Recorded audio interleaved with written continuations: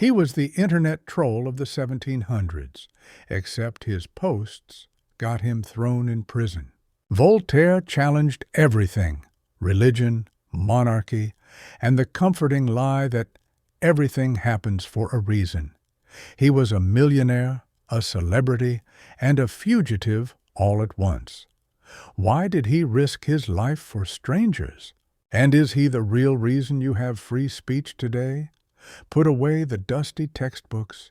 We're diving into the chaotic, brilliant life of the man who taught the world to question absolutely everything. Part 1. Voltaire's Way of Thinking. Voltaire's approach to philosophy took a huge leap forward after he hung out in England from 1726 to 1729. During this time, he stumbled upon some really interesting ideas. John Locke was one of those minds, saying that all our knowledge comes from our senses, what we touch, see, hear, not from ideas we pop out with. Then there was Isaac Newton, who proved you could explain the natural world using math, sidestepping theories about what's under the surface. For Voltaire, these fresh perspectives were revolutionary. Locke's perspective on learning became a powerful tool for Voltaire to go up against thinkers like Descartes, Leibniz, and Malebranche. These guys leaned on reason alone to find life's truths. Rooted in core beliefs, everyone was supposed to just know. But Locke dismantled that notion. If our knowledge relies on our senses, anything beyond what we can observe is off limits. So, all those detailed metaphysical blueprints trying to explain reality? Pointless. Voltaire ran with this and turned it into an intellectual weapon. In his 1733 piece, Letters Concerning the English Nation, Voltaire laid Newton's methodology as a challenge to Cartesian thinkers. Descartes suggested that matter moved because of tiny swirling ether particles pushing each other. It sounded convincing, but couldn't be seen or measured. Newton, on the other hand, described gravity using math without saying he knew its essence. This Newtonian approach had significant lessons. Good science maps out patterns without explaining why they exist or what's behind them. Voltaire thought this concept applied universally. If something can't be verified through observation or logic, ignore it. He considered debates on metaphysical topics like the soul or divine purpose a total misuse of energy. This shift in thinking changed the way people debated issues back then. For instance, philosophers used to argue about whether the soul was material or not. Descartes theorized it had to be immaterial because consciousness couldn't arise from matter. But Voltaire thought it was absurd to claim we knew the capabilities of matter. Maybe God gave matter the power to think. We're yet to see consciousness emerge, so why argue? What counts is that we think, decide, and feel. Whether our wiring is material doesn't change our life's course. Voltaire's clear-cut take on knowledge brought a new simplicity to his reasoning. He dismissed complex proofs about God's perfection and eternal life, poking fun at those who thought reason alone could map reality. Instead, he focused on the practical questions of life. How should we organize societies? What kind of freedom improves life for all? How do we rid our lives of superstition and fanaticism? This approach was directly linked to why Voltaire championed tolerance. Since reason can't verify absolutely right answers in metaphysics or theology, no faction should impose its beliefs on others. Every faith has its own tales about God, salvation, and the afterlife.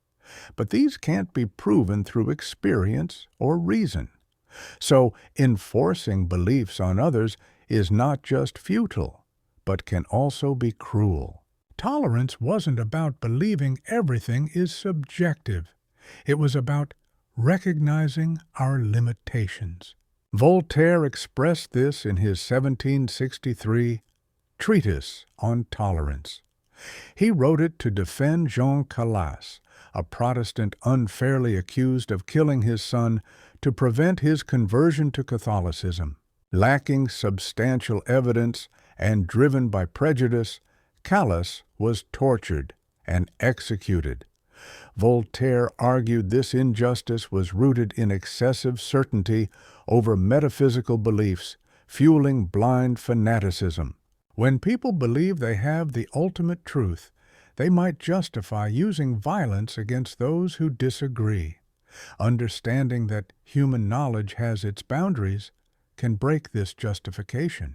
Voltaire criticized not just metaphysics, but also philosophical optimism, which claimed this world is the best possible one. Gottfried Leibniz suggested that a perfectly good and powerful God created the best possible universe, implying any evil or suffering serves a higher purpose we might never grasp. This philosophy attempted to reconcile divine goodness with evident suffering, suggesting that even dreadful events play a crucial role in the bigger picture.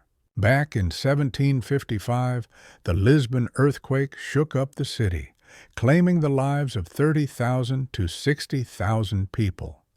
During a Mass on All Saints' Day, churches fell to pieces.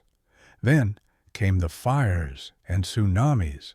Voltaire found the optimistic views of Leibniz hard to swallow amidst such devastation, suggesting that these tragedies had a bigger purpose or that this was the best of all possible worlds seemed to Voltaire to belittle the sufferers and excuse evil. In his 1759 satirical novel Candide, Voltaire took a swipe at philosophical optimism by showcasing endless disasters. The protagonist endures war, torture, shipwrecks, earthquakes, and betrayal, while his teacher, Pangloss, keeps claiming that everything is for the best, despite all the evidence. Through this, Voltaire points out that lofty philosophies can sometimes detach us from reality instead of helping us make sense of it. Pangloss, rather than aiding the earthquake victims, is busy justifying its necessity. In Candide, the protagonist eventually shrugs off grand philosophical ideas and instead suggests we should cultivate our garden. This phrase has led to a lot of academic debate. Does it mean turning personal growth into a priority over public responsibilities? Is it suggesting action over contemplation? Or does it emphasize improving oneself over changing the world? Voltaire leaves it intentionally open-ended. He doesn't replace Leibniz's ideas with a new philosophical theory, but redirects attention to tangible human actions in the present. Voltaire's perspective was shaped by an understanding of human cognitive limits. We only perceive a tiny part of reality, and our experiences are limited to our viewpoint. While our reasoning abilities are impressive, they're prone to mistakes. These mistakes aren't just errors. They're part and parcel of human thought processes. Recognizing this inspires a sense of humility rather than hopeless skepticism. But this humility didn't lead Voltaire to dismiss knowledge altogether. He trusted that science could uncover reliable facts about nature, moral reason could propose better societal systems, and history could teach us about human behavior, but all within careful boundaries. Science identifies trends, not ultimate truths. Moral reasoning offers guidelines, not set rules. Historical insights come from evidence, not pre-made philosophies. Modern cognitive science echoes this, noting that human thinking involves biases and shortcuts. We often seek evidence that supports our existing beliefs, create narratives to make sense of vague information, and notice recent dramatic events over dull statistics. Voltaire likely understood this. His doubt about sweeping metaphysical systems reflected the notion that people prefer comforting stories to seeing reality as it is. His views also influenced his writing style. Rather than crafting dense philosophical texts, Voltaire used satire, dialogue, storytelling, and essays. He did this not just for style. Complex arguments require readers trained and willing to dive deep. Voltaire wanted to reach a broader audience by bypassing traditional gatekeepers of knowledge. Satire could break through barriers where straightforward arguments couldn't. Humor lowered defenses and made challenging ideas easier to digest, while stories connected with both the heart and the mind. Consider how Candide functions philosophically. Voltaire didn't engage in a straightforward critique of Leibnizian optimism. Instead, he presented the doctrine alongside vivid depictions of hardship, prompting readers to feel the absurdity before thinking about it. This emotional approach triggered a rational investigation into the doctrine's flaws. His novel shows that philosophical discussions don't have to mimic academic essays. Literature can communicate philosophical insights with equal power. Despite this, Voltaire faced criticism, both then and now.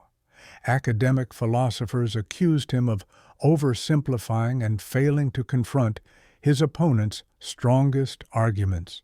They claimed he favored exaggerated portrayals over serious intellectual debate, and argued his satirical style encouraged ridicule instead of thoughtful reflection. These critiques hold some validity.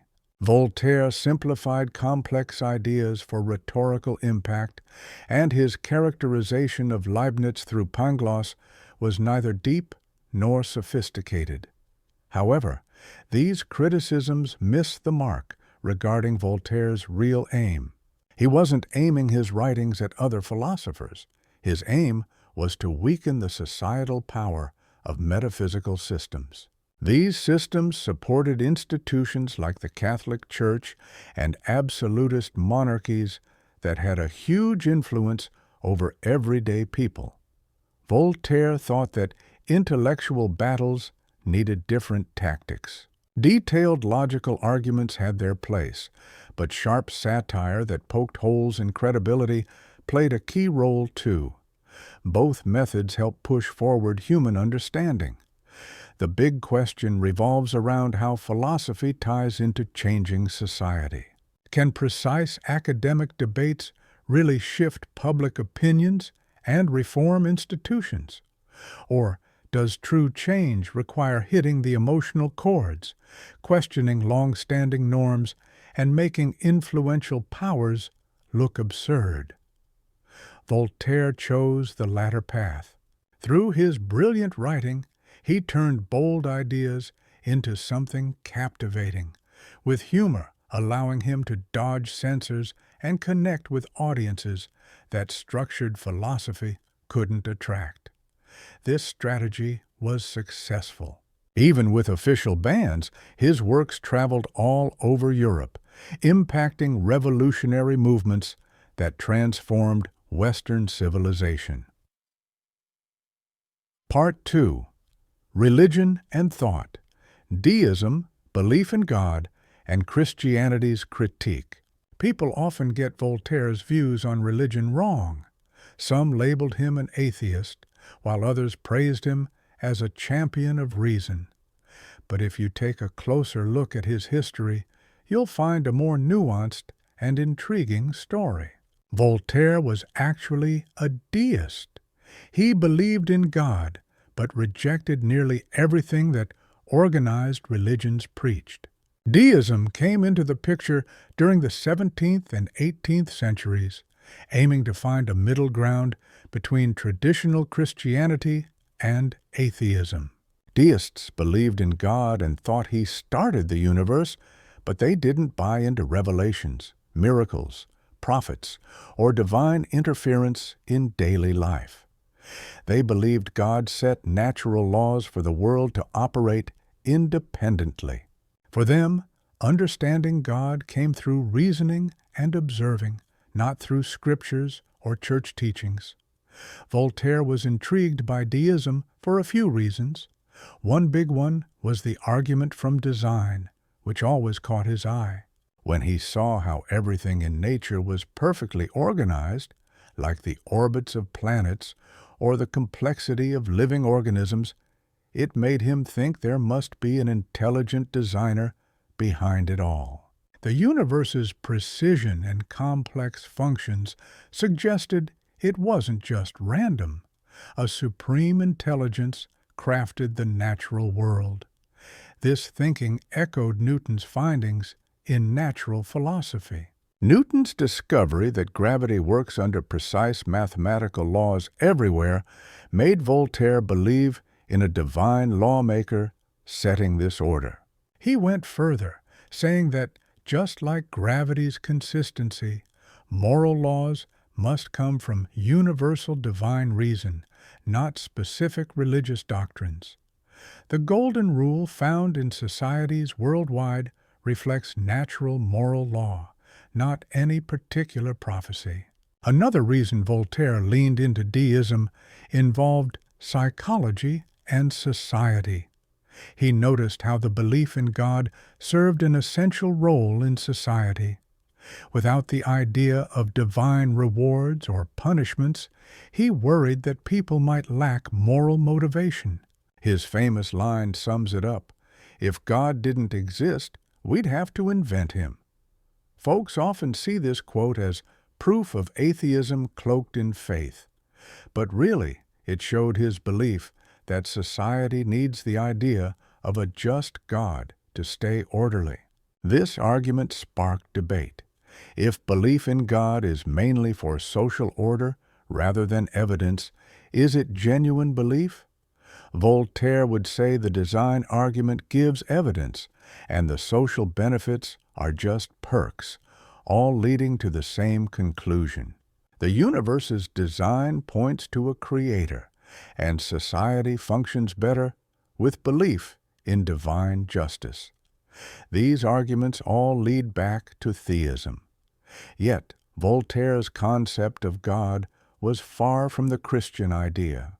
The deist God created everything and set the laws in place, but then let the universe run itself. This God doesn't respond to prayers or perform miracles, doesn't speak through prophets or holy books, and doesn't take sides with any religion. Most importantly, this God can only be understood through reason and observing nature. Any other claims about God's intentions are human inventions. Voltaire didn't hold back when it came to critiquing revealed religion. Christianity claimed God revealed Himself through Jesus Christ, with the Bible as His message to humanity. Supposedly, church councils and the Pope had the authority to interpret these revelations correctly. Voltaire relentlessly criticized these claims. He highlighted inconsistencies in the Bible, showed how church doctrines shifted due to politics, not divine guidance, and pointed out how different Christian factions couldn't agree on the same revelation. Back in 1764, Voltaire stirred the pot with his philosophical dictionary, where he openly tackled religious themes. He put forth the idea that genuine religion should be accessible to everyone using just plain reason.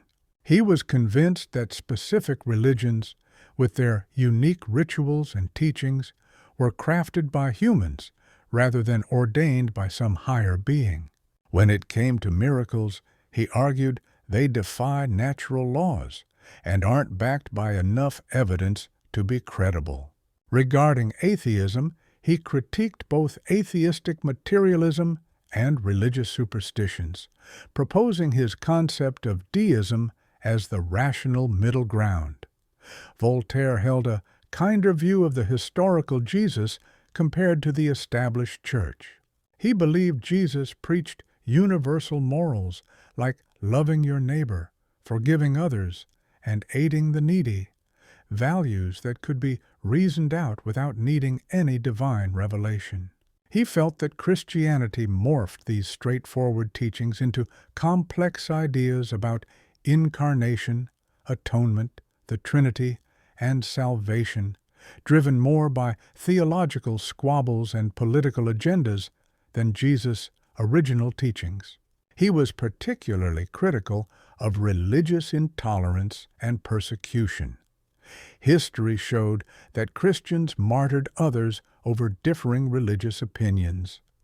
Heretics endured the fires of the Inquisition. Bloody wars between Protestants and Catholics erupted over beliefs like transubstantiation. Jews were expelled and coerced into converting, all because some claimed they had exclusive access to God's truth. Voltaire believed if people could admit they didn't hold absolute knowledge of God's nature or intentions, there would be no ground left for religious violence. The Calais affair strongly illustrated his point. Voltaire delved into this miscarriage of justice, spreading the word through pamphlets and fought until Calais was cleared of the charges in 1765. This unfortunate incident underscored how fanatic religious beliefs can ruin innocent lives. Voltaire's critique of superstition wasn't limited to Christianity. He scrutinized all organized religions. He saw superstition as the belief that supernatural forces drive natural events. Whether blaming demons for illness instead of microbes, thinking rituals could influence divine will, or believing sacred items held magic, he saw it all as superstition found in Christianity, Judaism, and Islam. To Voltaire, this reflected ignorance rather than a true understanding of nature. He worried about how superstition empowered social control, with priests claiming exclusive access to divine wisdom and power, thus amassing authority and riches. The Catholic Church owned vast lands throughout Europe and demanded tithes from almost impoverished peasants, wielding immense political sway over rulers, all built on what Voltaire viewed as baseless superstitious claims. By challenging these beliefs, Voltaire struck at the heart of clerical power, famously calling for the demise of the infamous thing, the mix of superstition, fanaticism, and tyranny in organized religion. Still, Voltaire wasn't pushing to obliterate all religious belief just to dismantle these oppressive systems. He thought a simplified form of religion like deism could help maintain social order without resorting to religious violence. But he worried about a hitch. How could average folks, lacking the education or leisure for deep contemplation, grasp the abstract ideas of deism? While it might be good for intellectuals, Voltaire doubted it was within the reach of ordinary people. Sometimes he'd argue that believing in a God who punishes bad and rewards good played a societal role similar to how deism worked for intellectuals. The details weren't important. What mattered were the effects. Faith in divine justice upheld moral behavior. This elitist side of Voltaire's views unsettles many modern readers. He seemed to support complex philosophy for the educated and a simple religion to control the masses. The contradiction is glaring. Voltaire championed human reason and criticized keeping people in the dark with superstitions. Yet, he doubted if regular folks could understand philosophy without the social discipline of religious beliefs. He wanted to dismantle church power but maintain belief systems for social order. Recent research challenges the idea that Voltaire was a consistent deist all his life. His later works suggest a shift toward Spinozistic pantheism.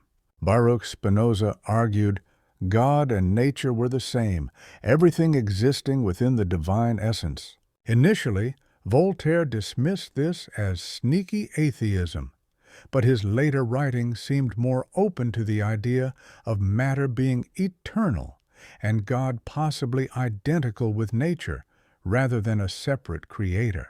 This shift aligns with Voltaire's trust in empirical evidence. The designed universe argument hits a logic snag. If complex order needs a smart designer, what explains the designer's complexity?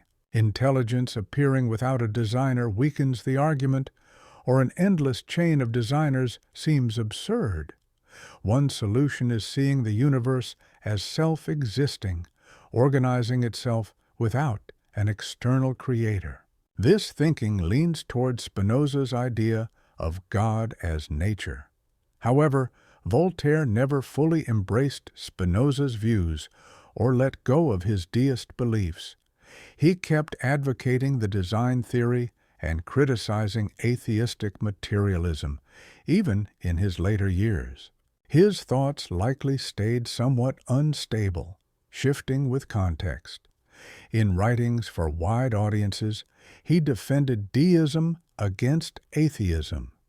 In private letters to fellow thinkers, he shared more radical doubts about traditional religious views. This duality showed both a careful political approach and genuine intellectual uncertainty about deep questions.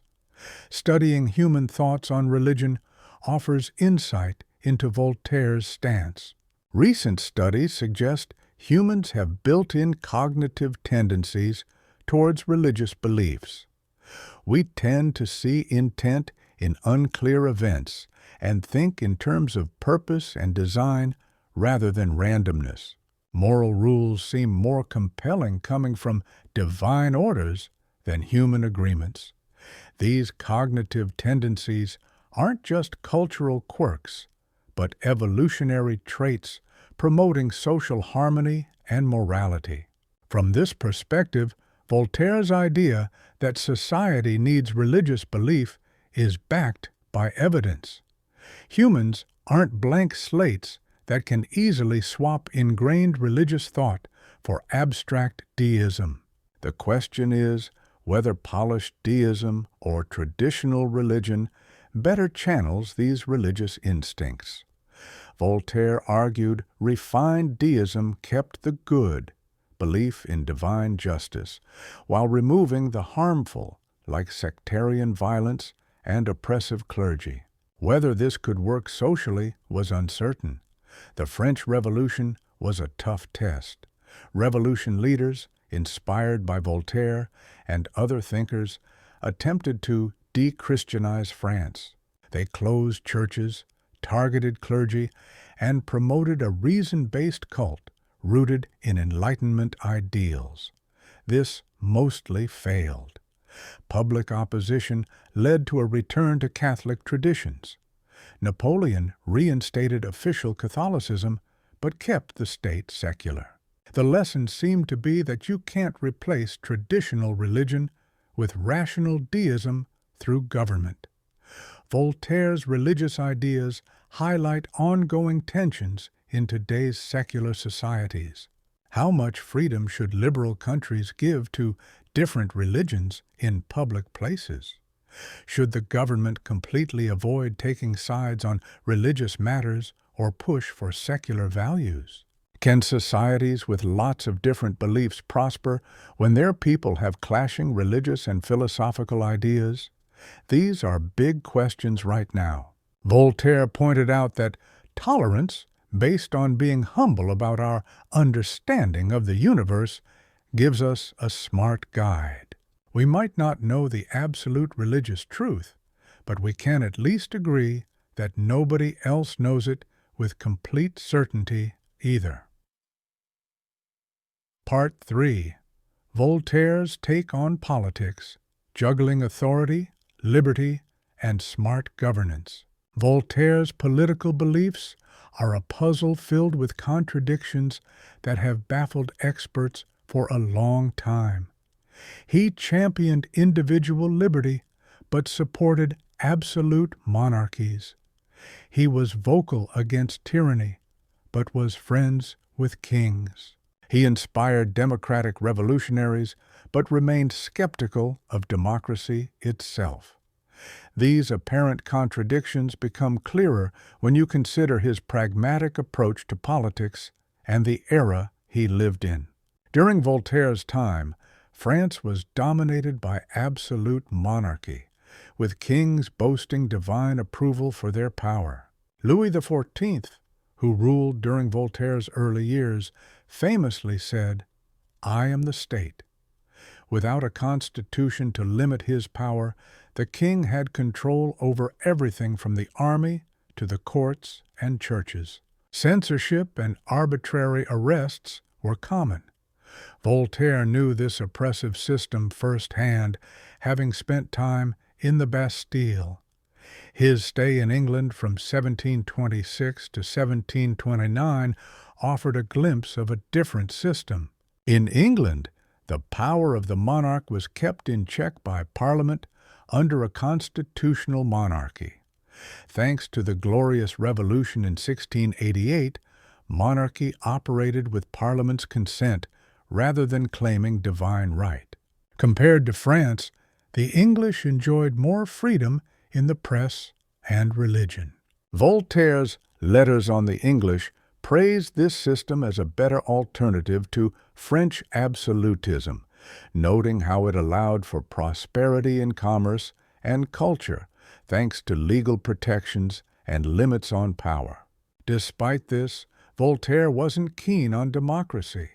He was wary of giving political power to the general populace, viewing democracy as chaotic, where uninformed masses made poor decisions. He felt that most people lacked the education or leisure to make informed choices and were easily influenced by demagogues and emotions. Giving them political power seemed to invite chaos and poor governance. History didn't offer him much reassurance either. Ancient republics like Rome, despite their long-standing republican status, faced civil wars, political purges, and ended up as an empire. Greek city-states were no better, frequently at odds with each other. To make matters worse, these systems depended on slavery to function. For Voltaire, these old systems were as bad as monarchies, only spreading power among a few aristocrats instead of one ruler. So, Voltaire leaned towards enlightened despotism, a system where a smart, educated monarch ruled to improve the people's welfare. Such a monarch would reform irrational institutions, cut superstition, promote trade and creativity, establish fair laws, and protect individual freedoms within limits. He believed that an enlightened ruler could make important changes faster than a democracy or republic bogged down by special interests or uneducated opinions. To him, reform under an enlightened monarch seemed much more achievable. Voltaire formed connections with rulers he considered enlightened despots. Starting in 1736, he began writing to Frederick the Great of Prussia, while Frederick was still crown prince. Their correspondence spanned hundreds of letters discussing philosophy, literature, and governance. Voltaire saw Frederick as a philosopher king, intent on leading with reason over tradition or superstition. In 1750, he accepted Frederick's invitation to stay at the Prussian court in Potsdam. However, their friendship soured after 3 years when Frederick, contrary to his enlightened claims, involved Prussia in the unnecessary 7 Years' War and suppressed dissenting ideas. Frederick eventually dropped Voltaire when political shifts made him a liability.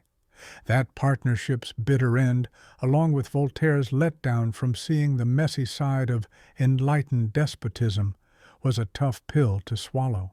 Power often overshadowed principles, even with monarchs who claimed to be philosophical. Another round with Catherine the Great in Russia followed. She chatted with Voltaire, pitching herself as a wise and enlightened ruler, making smart reforms. Voltaire praised her highly in his writings, clearly hoping she'd be different. Yet Catherine's version of enlightenment was pretty narrow. While she kept serfdom alive, effectively enslaving millions of Russian peasants, she wasn't afraid to squash any revolts harshly. Her empire also grew from aggressive wars. Her idea of enlightenment leaned more toward promoting the arts and sorting out laws, rather than changing Russia's oppressive societal norms. You'd think these moves would make enlightened despotism seem not so hot. If even enlightened rulers couldn't lead with reason and fairness, why expect others to do better? Still, Voltaire didn't fully abandon the idea. In his eyes, enlightened despotism was the best choice given the political landscape at the time, despite its shortcomings. Gradual reform via reasonable monarchs looked safer to him than revolution or a push for democracy. Voltaire's political thoughts focused a lot on property rights and free trade. He figured protecting ownership and allowing open commerce sparked widespread prosperity. England flourished since property laws safeguarded ownership and traders had their freedom. On the other hand, France's economy dragged because of random taxes, privileged guilds, internal tariffs, and other market disruptions. Reform, to Voltaire, meant laws that shielded property and business from government and private misuse. His economic ideas also connected to his views on social class. Voltaire saw the emerging middle class as more beneficial than the freeloading aristocracy. Nobles contributed nothing real, living off inherited wealth, while merchants and manufacturers added value with their initiatives and innovations. A smart society would embrace productive accomplishments over inherited perks. Ironically, Voltaire bought himself a noble title and lived like an aristocrat, highlighting a stark difference between his critiques and his personal choices. Voltaire pushed for legal reforms, particularly with torture, which was common in France to extract confessions. This cruel method often resulted in false admissions and innocent convictions. Voltaire argued that torture was not just inhumane, but unreliable. Under pain, folks confessed to anything to stop the suffering, whether guilty or not. A rational justice system required ending torture and demanded evidence beyond coerced confessions. He wasn't as constant in opposing capital punishment, but felt it should be reserved for only the gravest offenses. In some instances, executing people for property crimes like theft seemed overly severe to him and even weakened its deterrence. If the punishment didn't suit the crime, juries were reluctant to convict. Better to have fair punishments applied consistently. His thoughts on punishment later inspired reforms in criminal law. Voltaire had opinions on liberty and authority that seemed at odds, needing a bit of sorting out. He valued personal freedoms like free thought, speech, and religion, but supported political setups with immense power centralized in one ruler. It feels contradictory unless you differentiate civil liberty from political power. Civil liberty involves freedom from arbitrary meddling in personal life, beliefs, speech, and business. Political power is about participating in government and lawmaking. Voltaire believed that enlightened despotism could protect civil liberties better than democracy or old-school monarchies. Democracies might allow majorities to oppress minorities. Traditional monarchies justified oppression using divine right and religion. Ideally, enlightened despotism would separate civil and political life. Monarchs would hold political power while granting subjects ample civil freedom, allowing them to think and trade freely without engaging in government matters. This setup is aimed at protecting what matters most, while avoiding the pitfalls of mob rule. Yet, there are significant issues that Voltaire's interactions with Frederick and Catherine might have revealed. Why would rulers with unlimited power restrict themselves and protect their subjects' freedoms? What's to stop these supposedly enlightened leaders from becoming typical tyrants when their personal interests collide with those of their people? There are no real checks on any leader who doesn't answer to a higher power. The whole system depends on the unlikely situation of someone being both wise and powerful, which is a rare occurrence in reality. Montesquieu, another thinker like Voltaire, came up with a more refined solution. In The Spirit of the Laws, published back in 1748, he advocated for separating powers into the legislative, executive, and judicial branches. This arrangement put checks and balances in place, preventing power from being centralized while still allowing the government to work effectively. Montesquieu's insights were carefully studied by the American founding fathers, who wove them into the Constitution. While Voltaire read The Spirit of the Laws, he didn't fully embrace its core concepts about forming government institutions. So why did he stick with the idea of enlightened despotism, despite its obvious flaws? Several factors likely played a role. For starters, his somewhat pessimistic view of human nature made him skeptical that ordinary people could govern themselves well. Plus, his first-hand interactions with royalty shaped his political outlook. He was more focused on cultivating culture and intellect than changing political structures, leading him to put too much faith in education to keep power in check. Being older and more conservative, he favored gradual change over sweeping reforms. The contradictions in Voltaire's political beliefs were laid bare during the French Revolution. Revolutionaries invoked his name as they dismantled the monarchy he once supported. They pushed for the broad democratic involvement he had feared. Their attacks on the Catholic Church went even further than his anti-clerical views. When the revolution spiraled into terror in 1793 and 1794, some blamed Enlightenment thinking for the resulting chaos. There was a notion that Voltaire's encouragement to question authority and tradition might have fueled this disorder, but this view misinterprets his actual beliefs.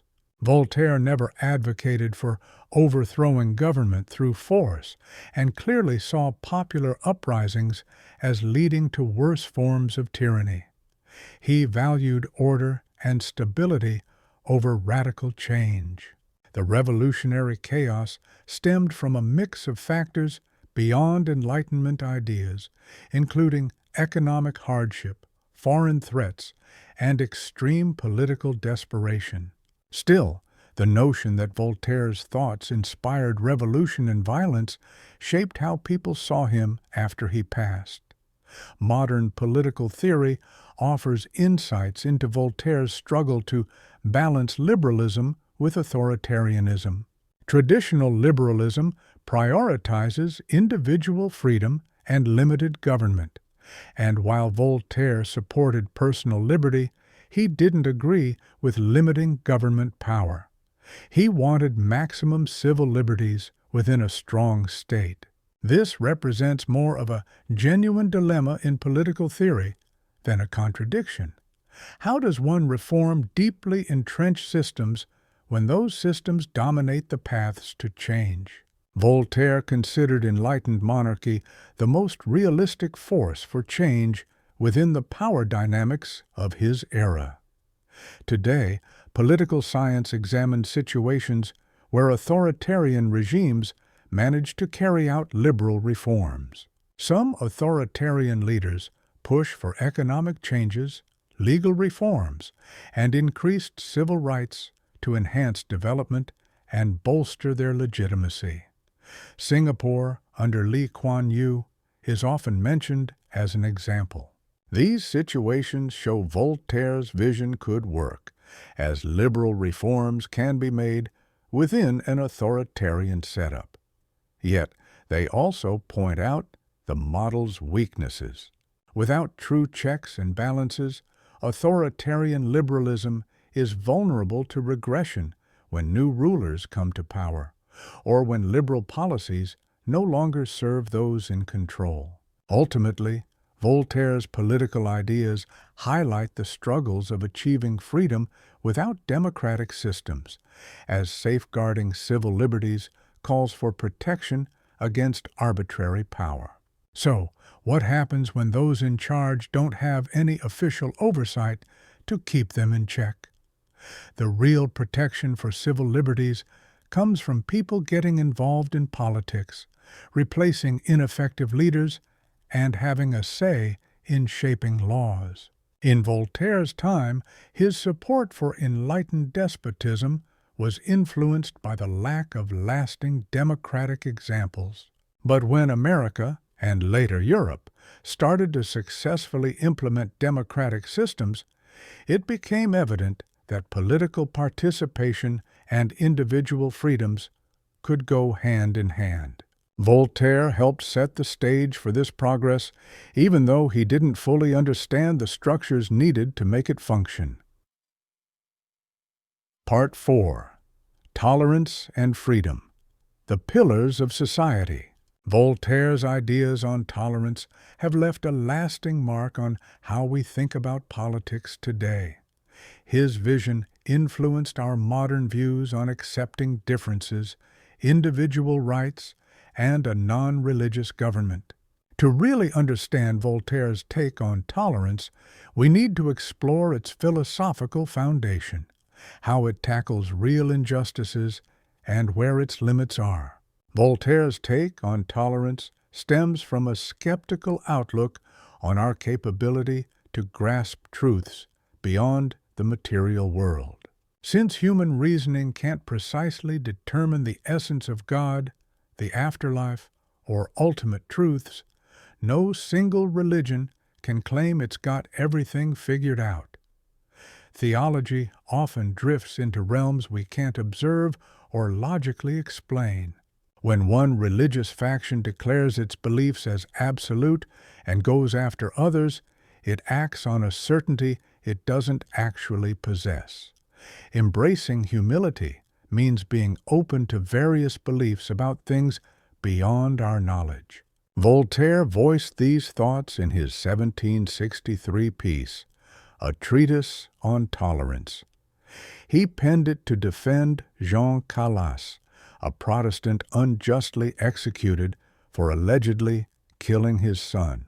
Digging into the case, Voltaire discovered it was driven by religious prejudice rather than solid evidence.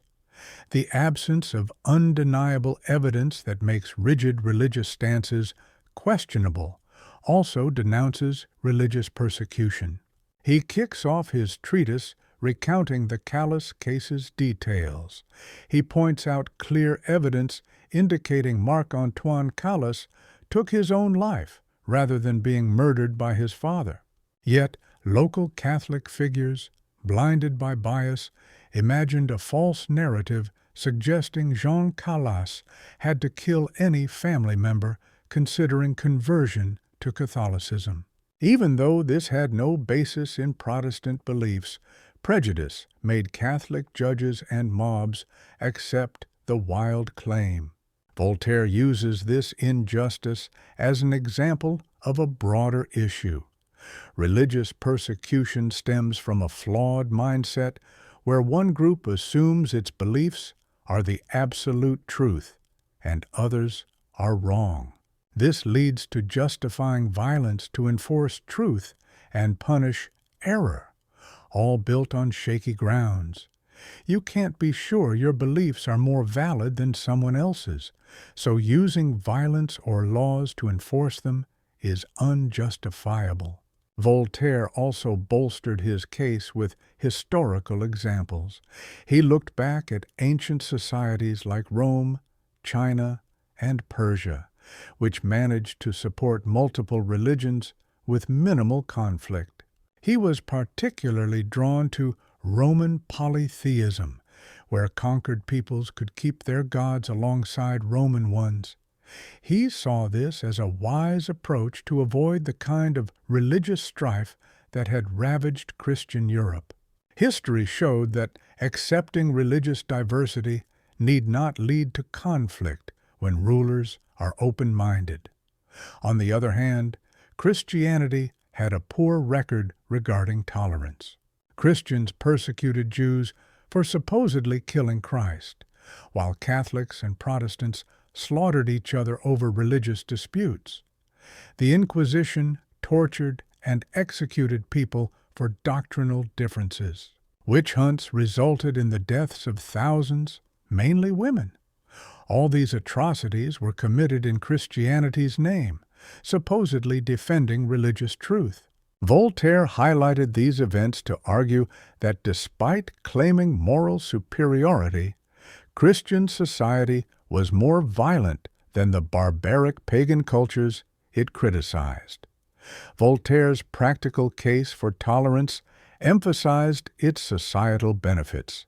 Religious persecution causes chaos, damages the economy, and brings suffering without achieving harmony. Persecuted groups either flee, taking their talents with them, or they fight back, inciting civil unrest. When Louis XIV decided to scrap the Edict of Nantes in 1685, it was a disaster.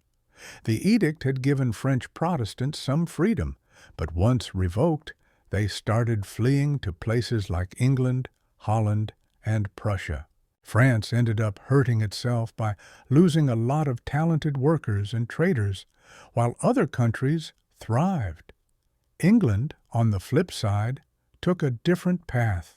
Despite the religious squabbles between Anglicans, Catholics, and Protestant dissenters, England managed to keep things relatively peaceful compared to France.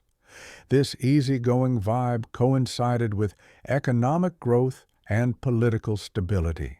Instead of wasting resources on religious persecution, diverse religious communities contributed to national prosperity. Voltaire argued that rulers should be tolerant out of self-interest, not just because it was the right thing to do. Societies that embrace tolerance tend to excel economically and politically over those that don't. Voltaire was big on free speech, too. He defended people's rights to criticize the government, church, and mainstream beliefs, often putting himself in hot water. French authorities didn't appreciate this and even burned his writings. He spent a lot of time avoiding prison by keeping a low profile or escaping to safer regions. But that didn't stop him from writing sharp critiques of traditional systems and ideas. The well-known quote associated with Voltaire reflects his stance on free speech. "I disapprove of what you say, but I will defend to the death your right to say it." Although the words weren't Voltaire's, Evelyn Beatrice Hall wrote them in 1906, they embody his dedication to free speech. He believed that even unpopular or offensive speech should be protected because censoring it could lead to a slippery slope. Yet Voltaire's advocacy for free expression had its limits, revealing some contradictions. He supported legal restrictions on speech that incited violence or disturbed public peace, and felt that governments could penalize libel when reputations were unjustly damaged. Somewhat ironically, Voltaire sometimes used his influence to silence critics or target opposing thinkers.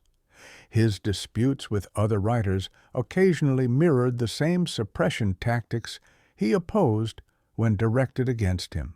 This inconsistency highlights broader questions about the boundaries of tolerance.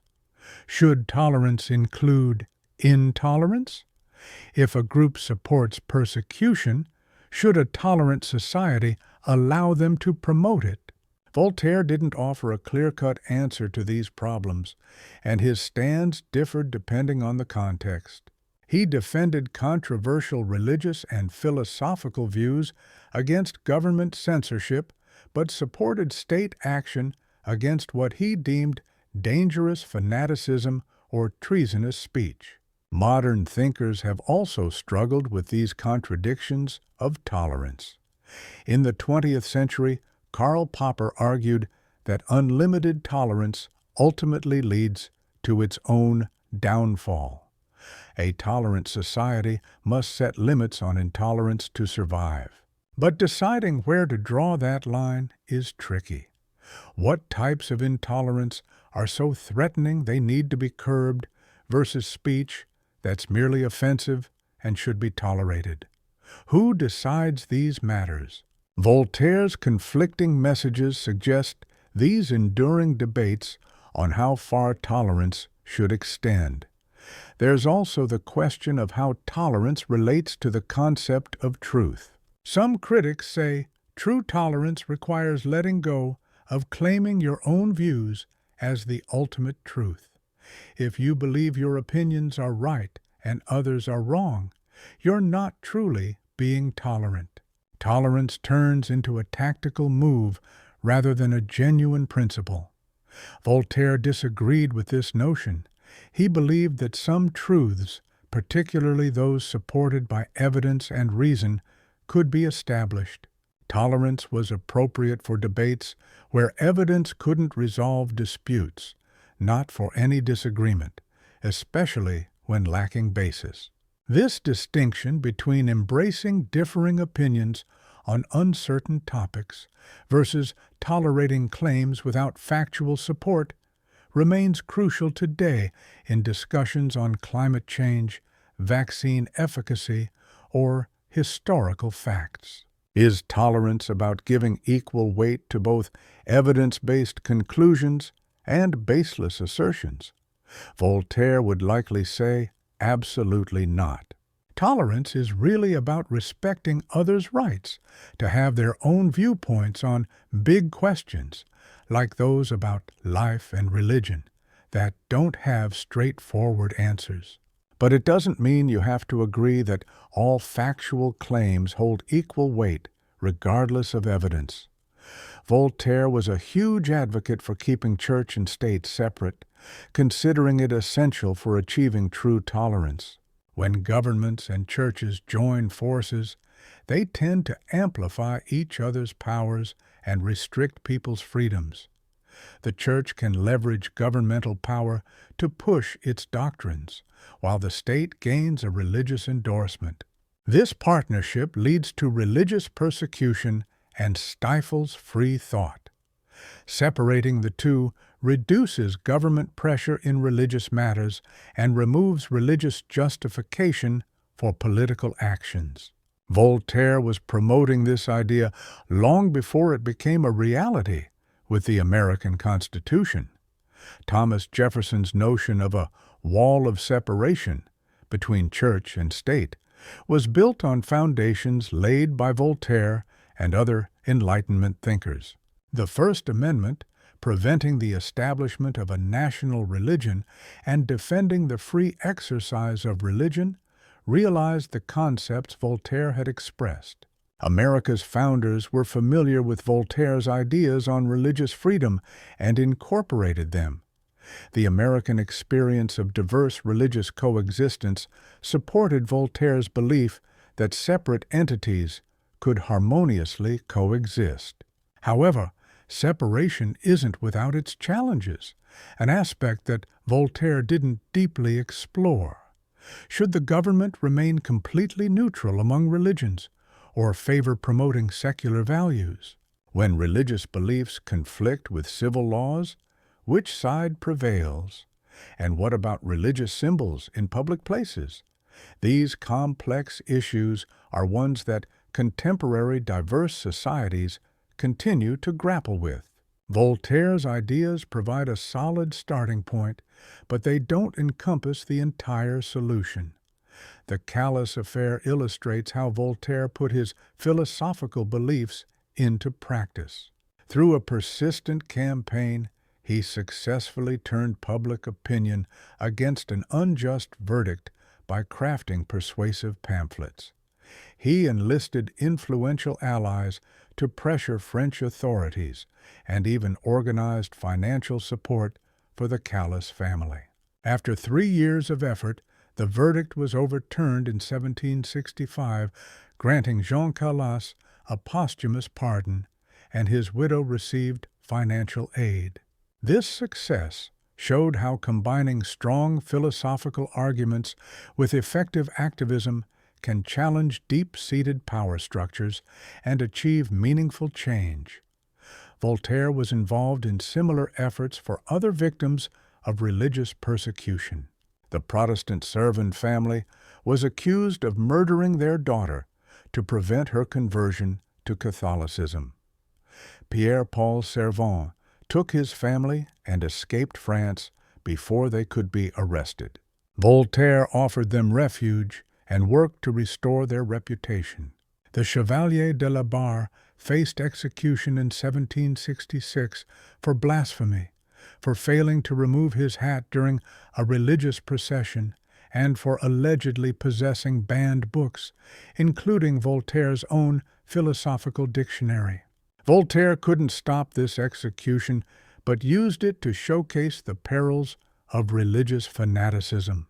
These actions turned tolerance from an abstract principle into a tangible concept, demonstrating that intellectuals have a responsibility to fight for victims of injustice and not just theorize about justice.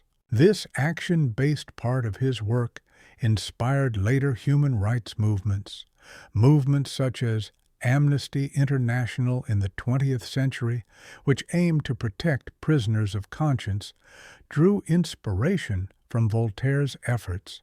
Individual cases of injustice became opportunities to challenge widespread oppression and affirm universal values. The connection between tolerance and economics shouldn't be ignored either. Voltaire recognized a link between religious tolerance and successful trade.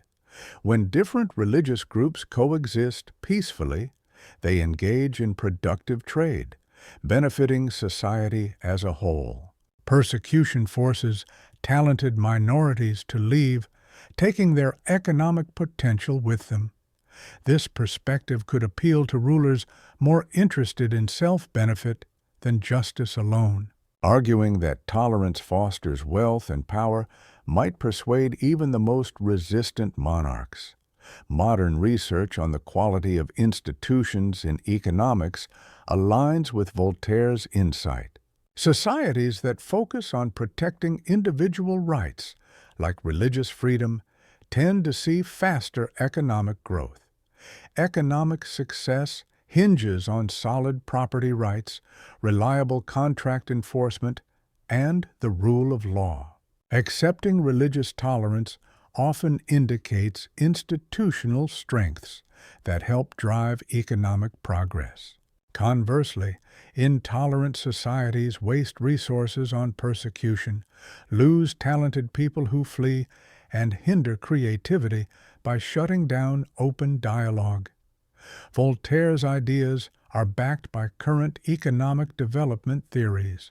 The role of tolerance in seeking truth is a subject that warrants closer examination. Scientific and intellectual progress thrives on the unrestricted flow of ideas. When those in power suppress out-of-the-box thinking, it hinders error correction and slows down the pace of knowledge advancement. A good historical case is how the Catholic Church treated Galileo. His discoveries about the universe contradicted the Church's teaching on Earth's position, and instead of adjusting their beliefs based on evidence, Church officials forced him to renounce his findings and barred the heliocentric model. This highlights the way intolerance can block the discovery of truth. John Stuart Mill addressed this in On Liberty in 1859, arguing that even false opinions should be tolerated because challenging them strengthens true beliefs and keeps them from becoming rigid and unchallenged. While Voltaire didn't systematically outline his ideas as Mill did, he understood that those in power often mistake lies for truth, stalling real progress. Only through open competition of ideas can the truth be revealed and errors corrected. Voltaire's views on tolerance remain relevant today. Religious conflicts still result in violence in regions like Northern Ireland, the Middle East, and Southeast Asia. Modern discussions on free speech, especially on social media, are reminiscent of the 18th century issues of censorship and free expression. Politics continues to grapple with integrating different religious beliefs in diverse societies.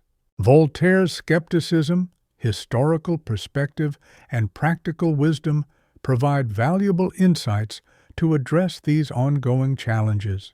Even though we're not in the 18th century anymore, we still deal with the difficulties Voltaire identified and the solutions he proposed. Part 5. Dealing with Evil and Human Suffering. The problem of evil is an age-old conundrum in philosophy. If God is all-loving and all-powerful, why does evil exist in the world? If he can end suffering but doesn't, he appears cruel. If he wants to but can't, it brings his power into question. Traditional solutions try to show how a perfect deity can coexist with evil. Voltaire wrestled with this issue for years, and his view evolved as he faced personal setbacks and witnessed historical tragedies. Initially, Voltaire was drawn to a kind of philosophical optimism inspired by Newton and Alexander Pope. Newton's ideas showcased a universe governed by beautiful mathematical laws, suggesting a divine intelligence at work. Pope's 1733 Essay on Man proposed that what appears evil actually serves a higher purpose, part of a grand plan we can't fully understand. This idea intrigued Voltaire, who even wrote Zadig in 1747, suggesting that evil might eventually lead to good. Gottfried Wilhelm Leibniz developed the most complex version of this optimism. In his 1710 Theodicy, he argued that a flawless God made the best of all possible worlds. This doesn't mean a world without evil, but one where good is mixed with the least evil necessary. Getting rid of all evil, he argued, would also mean losing some good. Consider free will. It allows for both virtues and vices. A world without free will might eliminate vice, but would lack true virtue, reducing overall goodness. Thus, a world with free will, despite its potential for evil, is better on balance. Leibniz's argument compares possible worlds rather than specific events. A particular evil might seem pointless, but removing it might require altering other aspects of the world, reducing its overall goodness. God tweaks everything together, creating a world that balances good and evil precisely. We might not see how each evil fits into the bigger picture, but careful reasoning shows this as the optimal world chosen by an all-knowing, all-powerful, supremely good God. Voltaire was initially convinced, or at least content, with a God who doesn't intervene in the world. But the Lisbon earthquake on November 1st, 1755, shattered his optimism. The quake hit at 9:30 a.m. on All Saints' Day, with churches full of people. Buildings collapsed, thousands died, fires spread, and a tsunami followed, drowning many who fled to the harbor. Between 30,000 and 60,000 perished in Lisbon, with further destruction in Portugal, Spain, and North Africa. The randomness and brutality shook Voltaire deeply. Why would God destroy a city filled with worshippers on a holy day? How could such senseless loss be part of a greater good? If this was the best of all possible worlds, then those words were meaningless. In response, Voltaire wrote, "Poem on the Lisbon disaster" in 1756, packed with biting sarcasm, attacking philosophical optimism and questioning how Leibniz could justify the disaster as necessary for the world's perfection. Voltaire critiqued the idea that suffering serves a higher purpose, arguing this outlook strips away compassion and the desire to prevent future suffering. If everything is for the best, then trying to improve things is pointless or even wrong. Optimism suggests apparent evil is actually good, stifling moral action. Voltaire found this belief both intellectually flawed and morally offensive. His poem argued that general optimistic ideas crumble when faced with real tragedies. While abstract optimism might seem plausible, claiming the world has more good than evil, it falls apart when confronting actual victims and their suffering. How do you reassure a grieving mother whose child was tragically killed in a church, claiming it was all part of a grand plan for a perfect world? Such optimism feels terribly out of place when confronted with real suffering. In his book, Candide, written in 1759, Voltaire dives into these critiques. The young protagonist, Candide, experiences one disaster after another, putting his teacher, Pangloss's cheerful philosophy, to the ultimate test. Despite everything, Pangloss holds on to the belief that everything happens for the best in this supposedly flawless world. Candide encounters war, earthquakes, disease, betrayal, and slavery, among many other calamities. Pangloss, even after suffering events like hanging, dismemberment, and enslavement, clings to his optimistic perspective. As the suffering mounts, his devotion to Leibniz's philosophy becomes increasingly absurd. The book delivers a powerful satirical punch by contrasting Pangloss's high-minded ideals with the grimness of suffering. After the earthquake in Lisbon, while Candide is trapped and begging for help, Pangloss rambles on about the philosophical reasons, asserting that underground sulfur needed to explode. This supposed logic neither helps nor acknowledges the human tragedy. Voltaire's aim is to expose how optimism can be an excuse for not taking action or caring about others' distress. If everything is already perfect, why bother helping victims or preventing future disasters? He also mocks the distinction between moral evil caused by human actions and natural evil, which comes from nature. Optimists claimed that moral evil stemmed from human free will, and natural disasters had a purpose in the grand design that's beyond comprehension.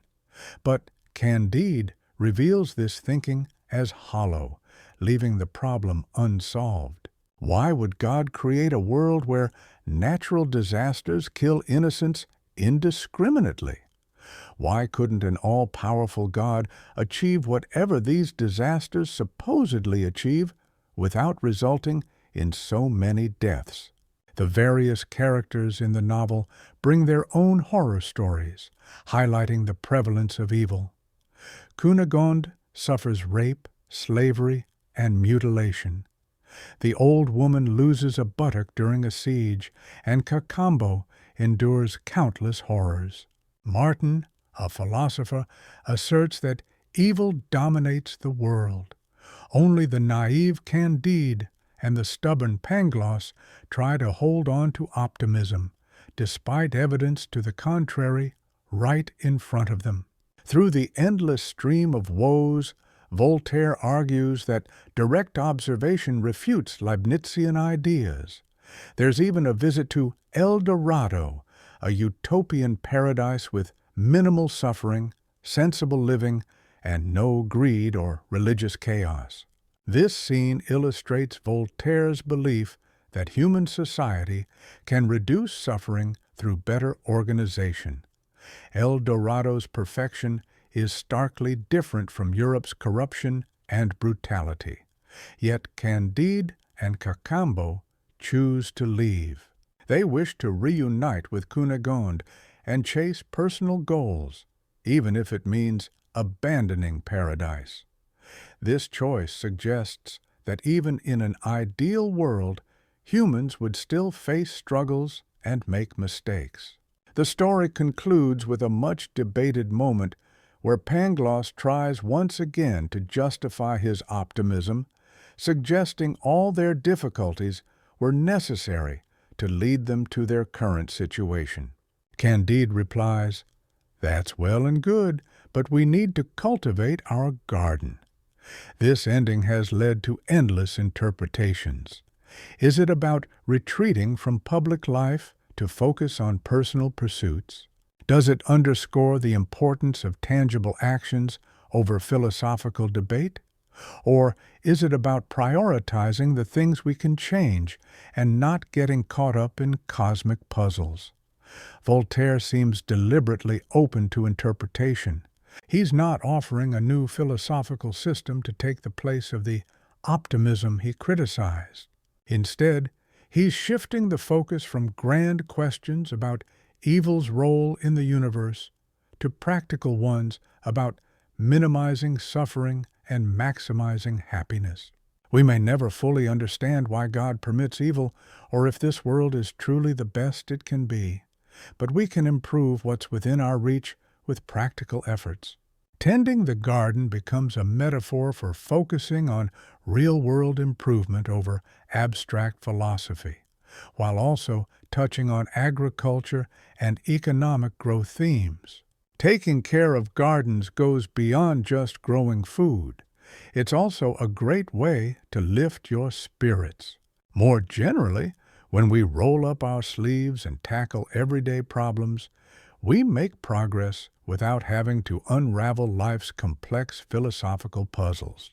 Voltaire thought it was better to focus on what we can change instead of trying to figure out life's biggest mysteries or divine plans. This can-do mindset aligns with utilitarian views, where actions are judged by how much happiness they produce. However, not everyone agrees.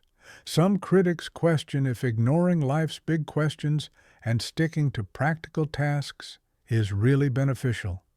If we can't explain why evil exists, how can we know for sure that our actions make a positive impact?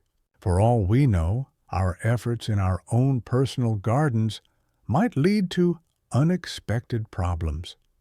Without a metaphysical foundation, our practical actions could be as effective as shooting in the dark. Voltaire might argue back, saying that real-world evidence shows which actions reduce suffering and which increase it. We don't need to solve the problem of evil to know that medicine helps and violence hurts. This practical wisdom is enough to improve people's lives. When it comes to evil, Voltaire also wrestled with the idea of free will versus determinism. In his 1734 work, Treatise on Metaphysics, he explored whether we truly have freedom or if everything we do is just a continuation of past events. Leibniz's optimistic view of a perfect world leaned towards determinism. If everything happens because it's part of the best possible world designed by God, then it follows a divine plan. Adding free will could throw off this perfection and disrupt God's plan. But if there's no free will, how can we hold people accountable for their actions? If everyone is just following a script, how do we judge wrongdoers or celebrate those who do good? Voltaire didn't find a clear answer to this dilemma. He recognized the philosophical problem, but also acknowledged the need to treat people as responsible for their actions. Even if it's all determined, we have to operate as if we have free will, because society depends on accountability. This solution might frustrate hardcore philosophers, but it captures how Voltaire approached real-life issues. When philosophical puzzles stump us, just go with what keeps life running smoothly. The discussion of evil also raises questions about Voltaire's view of God after he left optimistic beliefs behind. If evil challenges the idea of a perfect God, maybe such a deity doesn't exist. One way to solve the issue would be to abandon the notion of a moral universe. But Voltaire didn't go that route. He maintained his belief in God due to the concept of intelligent design, yet he rejected the idea that this design necessarily equates to our concept of good. Perhaps God created this world out of some necessity beyond our understanding, not primarily to make us happy. This perspective is similar to the story of Job, where God essentially tells Job that humans can't grasp divine reasoning, and it's arrogant to expect the universe to conform to human standards of justice. Voltaire admired how Job didn't settle for simple explanations. Unlike Job's friends who think suffering is a punishment for sin, Job questions the fairness of innocent people suffering. God's response acknowledges this unfairness without offering easy answers. Voltaire took a similar approach. Recognize evil's presence without pretending to solve it. Today, philosophers are still debating if belief in God makes sense in a world filled with evil. Some say the sheer amount and randomness of suffering question God's existence, though not making it entirely impossible. Others argue that the very existence of evil challenges the idea of a perfect deity. Some scholars craft complex arguments to explain how evil might fit into a larger divine plan. Voltaire criticized these arguments, seeing them as ways to dodge the harsh reality of suffering. He'd argue they sacrifice honesty by trying to downplay life's difficulties. Nowadays, fields like neuroscience and evolutionary biology offer insights into suffering that Voltaire didn't have, but he would likely relate to those views. Pain can be seen as nature's way of warning us, pushing us to steer clear of harm and seek healing. Suffering leans more on how our brains work when it comes to survival and reproducing, rather than being tied to cosmic fairness or divine plans. Thinking this way makes evil seem more like a natural side effect of how things work, rather than some strange mystery to solve. Voltaire, even back in his time, hinted at this when diving into philosophical questions, despite not having today's scientific knowledge. His doubt about unchecked optimism still feels relevant now. Research in psychology shows that if you believe in a world where everyone gets what they deserve, you're likely to have less empathy for people in tough situations. When we assume suffering is earned or serves some grand purpose, we're less motivated to help. Voltaire understood this concept way before science confirmed it. Letting go of the idea that evil has a purpose is key to keeping our compassion alive and staying committed to reducing suffering. We need to recognize evil for what it truly is, not something masked with hidden good, so we remain focused on fighting against it. Part 6. History, Progress, and Civilization. Voltaire completely changed how Europeans approached writing history. Before him, history was mainly about teaching morals or documenting religious events. Historians usually focused on kings, wars, and the belief that divine forces were guiding human actions. Voltaire, however, took a different path, diving into culture, institutions, economies, and ideas. He began pondering why civilizations rise and fall, how customs develop, and what impacts human well-being. His fresh take laid the foundation for modern social history and historical sociology. Voltaire's approach to history aligned with his belief in empiricism. He argued that historical accounts should be based on actual records rather than myths or religious stories. He criticized earlier historians for blindly accepting miraculous events without questioning them. Voltaire demanded that historical assertions be supported by evidence, much like scientific claims. If an event couldn't be confirmed through multiple independent sources, it deserved skepticism. This naturally upset religious authorities, who held the Bible as the literal truth, evidence notwithstanding. In 1751, Voltaire released The Age of Louis XV, illustrating his innovative style. Instead of just listing military victories and political plots, he also dug into French culture during Louis's reign. He explored literature, the arts, science, commerce, and social customs alongside political events.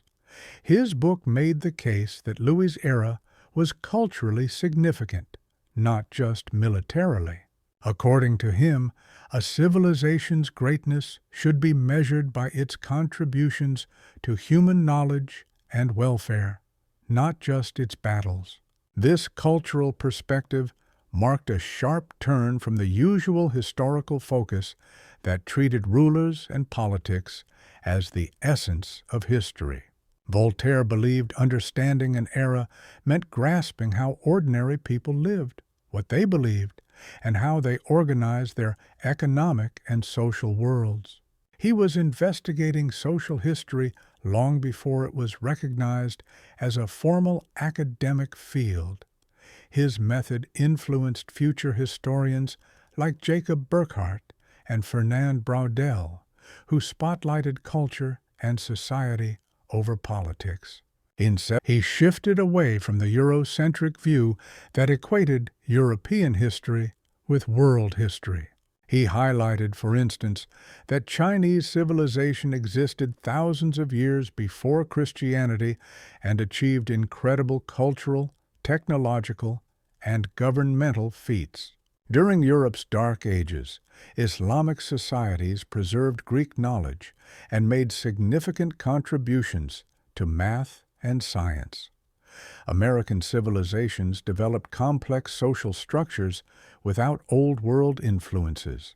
This global perspective questioned the idea of providential history, which portrayed events as part of a divine plan culminating in Christian Europe's dominance. Bossuet's 1681 Discourse on Universal History embodied this idea, portraying history as God's preparation for revealing Christianity. According to him, everything before Christianity was just a build-up, and what followed demonstrated the superiority of Christian civilization.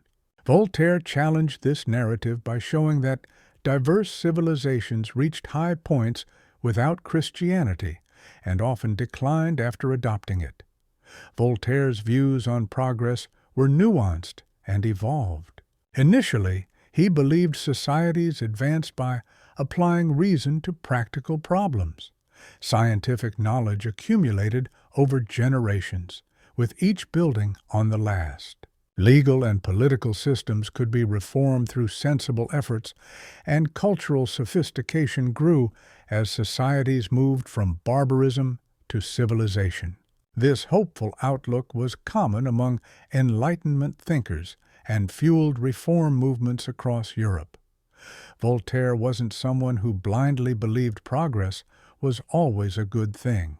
He saw from history that civilizations rise and fall in cycles instead of moving forward all the time. Rome hit incredible highs in culture and governance, only to fall into a state of feudal mess. Then, the Renaissance revived classical learning after long years of medieval stagnation. Progress was never a sure thing. Societies could easily slip back into barbarism. The hard-earned gains of enlightenment could easily crumble under the weight of human irrationality, superstition, and violence. It's worth taking a closer look at what we even mean by progress. Who's in charge of deciding what counts as moving forward? For Voltaire, progress was all about weakening superstition, promoting tolerance, and enhancing prosperity. In his view, societies advanced when they traded religious dogma for rationality, oppression for tolerance, and poverty for flourishing trade. Still, these were Enlightenment ideals that didn't fit every culture. Take Western Europe and China around 1750, for instance. Could we say Europe was ahead with its own traditions and values? Voltaire wrestled with this tension between universal standards and cultural uniqueness. He wanted to judge civilizations by things like prosperity, justice, and knowledge. Yet, he realized different societies had their own successful ways. China ruled differently than Europe, but had its own long stretch of stability and prosperity. Such diversity challenged the idea that all societies would eventually follow Europe's path. Voltaire's view on non-European cultures was a mix of respect and bias. He admired Chinese philosophy, law, and efficient governance. He also appreciated Islamic input on math, astronomy, and preserving classic texts. While he recognized a lot in Asian and Middle Eastern cultures, he still spread European stereotypes and showed cultural arrogance. His opinions on Africa were particularly biased, considering some societies beyond help and in need of European fixing. Voltaire also had noteworthy views on the economic side of history. He saw commerce as the driving force behind cultural and social growth. Trade not only brought goods, but also ideas between cultures. Societies thriving on trade supported art, science, and cultural life, different from those relying just on farming. Merchants and manufacturers generated wealth through their own efforts, contrasting with aristocrats who simply lived off inherited status. In Voltaire's eyes, history should aim to boost commerce and reduce trade restrictions. This early vision of capitalism shaped thinkers like Adam Smith, whose Wealth of Nations in 1776 looked into how commercial societies flourish through specialization and trade. Smith even credited Voltaire and other French Enlightenment thinkers for his work, emphasizing how commerce leads to civilization and peace, which then drives prosperity, a key part of liberal economic thought. Voltaire was influential in linking economic freedom with cultural growth, yet this framework wasn't without big flaws. Voltaire overlooked the exploitation at the core of commercial prosperity. By the 18th century, much of Europe's wealth came from colonial exploitation and slave labor. Plantations in the Americas, which grew sugar, tobacco, and cotton, relied on enslaved Africans. Though colonial trade enriched European merchants, it left colonized societies impoverished. Voltaire sometimes pointed out the evils of slavery, but he didn't fully grasp how crucial violent exploitation was for economic growth. His portrayal of commerce as a civil force ignored the brutality that upheld it. Voltaire's takes on history helped reshape how Europeans saw civilization. He moved away from the idea that only some societies inherently had civilization, presenting it instead as a complex journey of development. Civilizations could be top-notch in some areas while lagging in others. Ancient Greece, for instance, excelled in philosophy and art, but also practiced slavery and kept women out of political life. Medieval Europe managed to pull off some pretty amazing feats with its Gothic architecture and scholastic philosophy. Yet it also had a dark side with its persecution of Jews and the burning of heretics. No society's ever been purely civilized or purely barbaric. They all mixed elements of progress and decline. This more balanced view calls into question both cultural superiority and romanticizing civilizations. European civilization shouldn't automatically be labeled the best, but it's just as wrong to claim that other cultures were flawless while Europe was utterly flawed. Every society has its good and bad sides, and making real progress means improving what's working and fixing what isn't, rather than dreaming of perfect worlds that never existed. Voltaire found the role of influential figures in history pretty fascinating. In his writings on the age of Louis XIV, he highlighted how the king's decisions shaped French culture and politics. He also delved into the realms of Charles V of Sweden and Peter the Great of Russia, indicating that standout personalities could trigger historical shifts through their decisions and behavior. However, Voltaire also acknowledged that wider factors like economic trends, technological developments, and cultural movements often restricted what individuals could really achieve. The ongoing debate about whether great individuals shape history or broader forces drive the change never really found a conclusive answer. Today's historians usually lean more toward structural analysis compared to Voltaire's focus on individual lives. Nowadays, long-term factors like climate change, technological leaps, and economic patterns are often given more focus over the actions of specific leaders. Yet, there's a newfound interest in exploring how individuals can still make an impact within these larger contexts. Voltaire's understanding that both personal actions and bigger forces are important in shaping history turns out to be more nuanced than choosing one over the other. His use of history to score political points does, however, bring up some concerns about his methods. Voltaire tended to pick evidence that supported his views, while ignoring what didn't quite fit. His take on religious history was particularly biased, trying to undermine Christianity by blowing the role of religious violence out of proportion while glossing over secular conflicts. Critics accused him of propaganda rather than true exploration, and they weren't entirely wrong. Voltaire wasn't aiming to be a neutral historian. Still, history is pretty much always colored by a historian's viewpoints and priorities, and the idea of complete neutrality often just hides biases. Voltaire's open expression of his views might actually be more straightforward than claiming to be neutral while having hidden agendas. History is all about determining what matters and assessing past societies.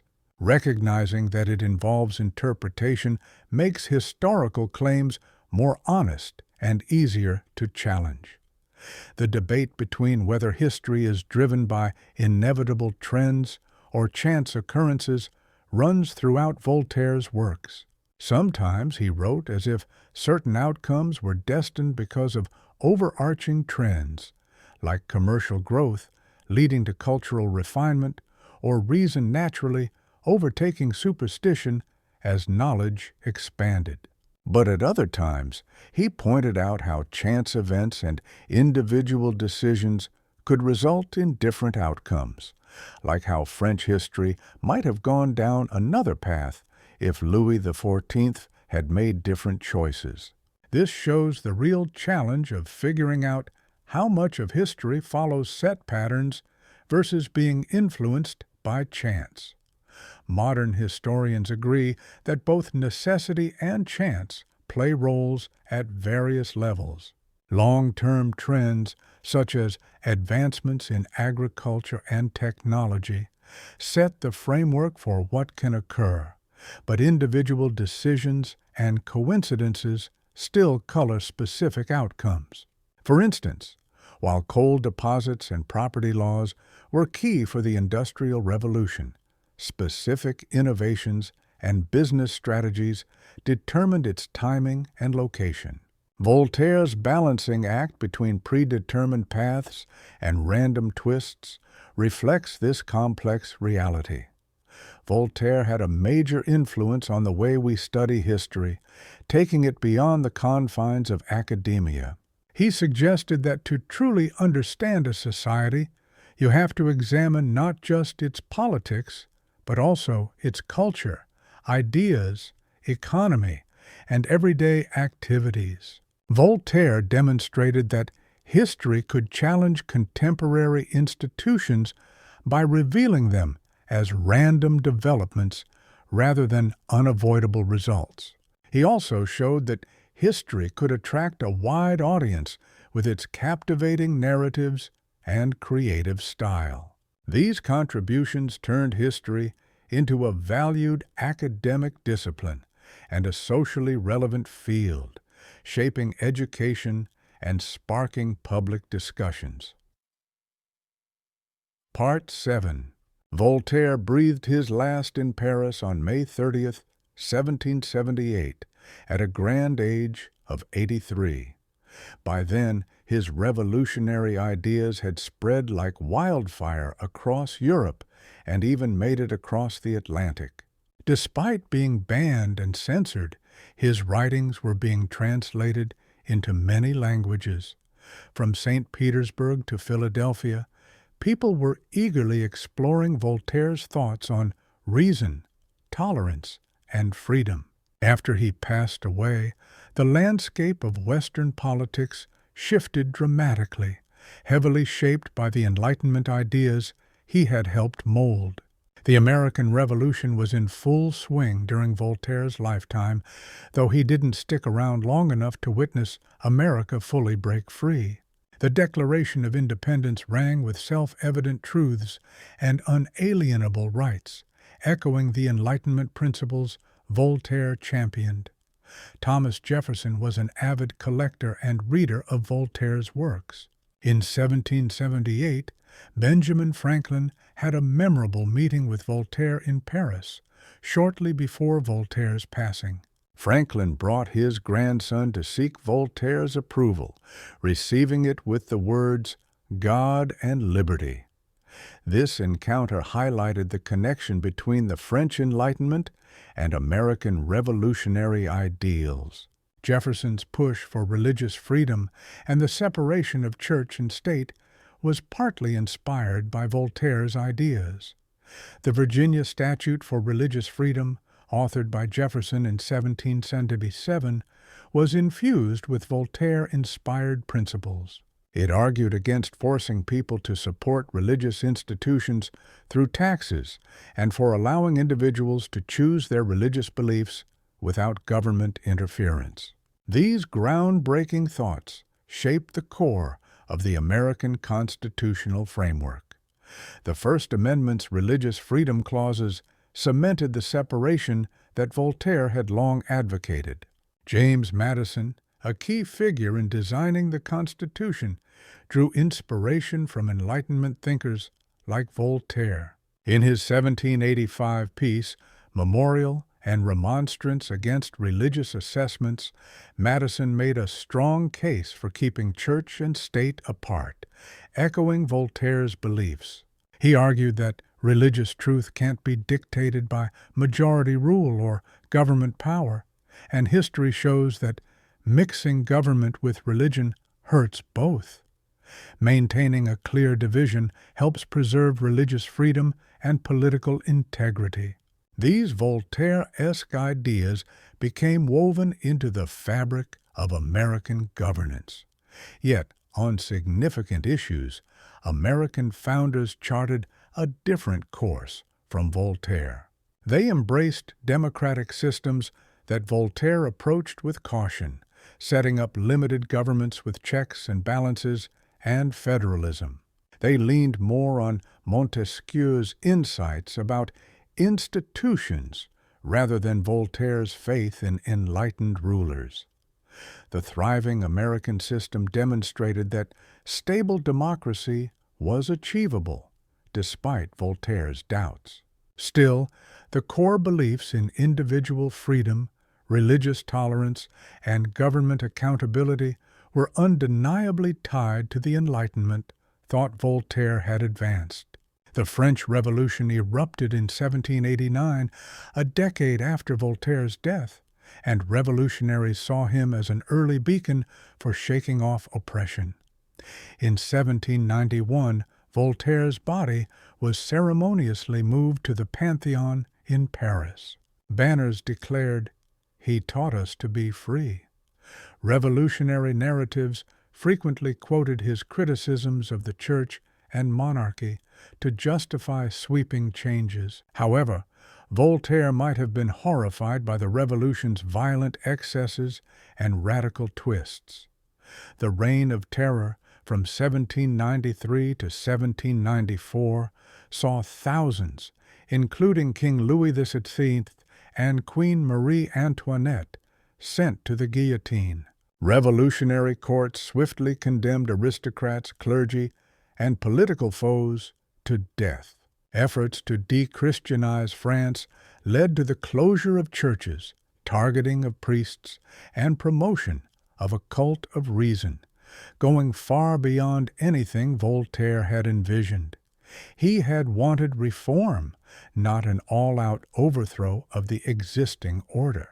Conservative critics blamed Enlightenment ideas for the Revolution's upheaval, arguing that when thinkers like Voltaire encouraged people to challenge all authority and tradition, chaos and violence were inevitable. In his 1790 work, Reflections on the Revolution in France, Edmund Burke underscored this view, suggesting that solely relying on abstract reason while ignoring tradition and experience results in destructive zealotry. The terror served as a rough wake-up call about what happens when philosophical ideals trump practical wisdom and the worth of long-established institutions. Voltaire left behind a mixed legacy, dividing folks into two camps, those who championed him as a freedom icon and others who saw him as the chaos culprit. This debate oversimplifies his true beliefs and the complicated causes behind the revolution. Voltaire was never for violent uprisings.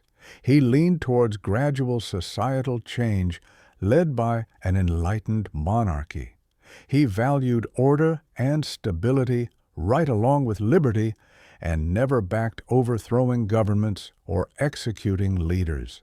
The revolution itself erupted from a cocktail of financial crises, crop failures, international disputes, and political extremism during emergencies.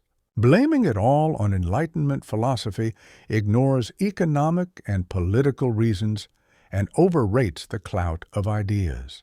Nonetheless, the revolution colored Voltaire's image in the 19th century.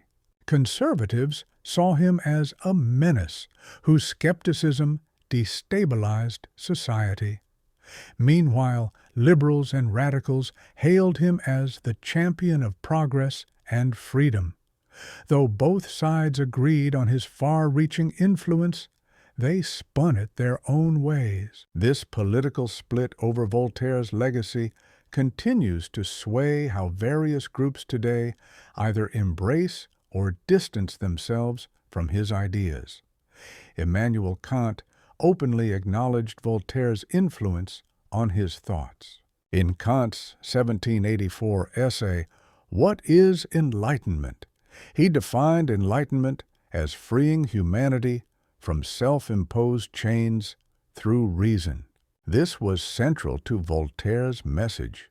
Think independently, question authority, and lean on evidence and reason over tradition. Kant admired Voltaire's advocacy for free speech and the chance to critique openly.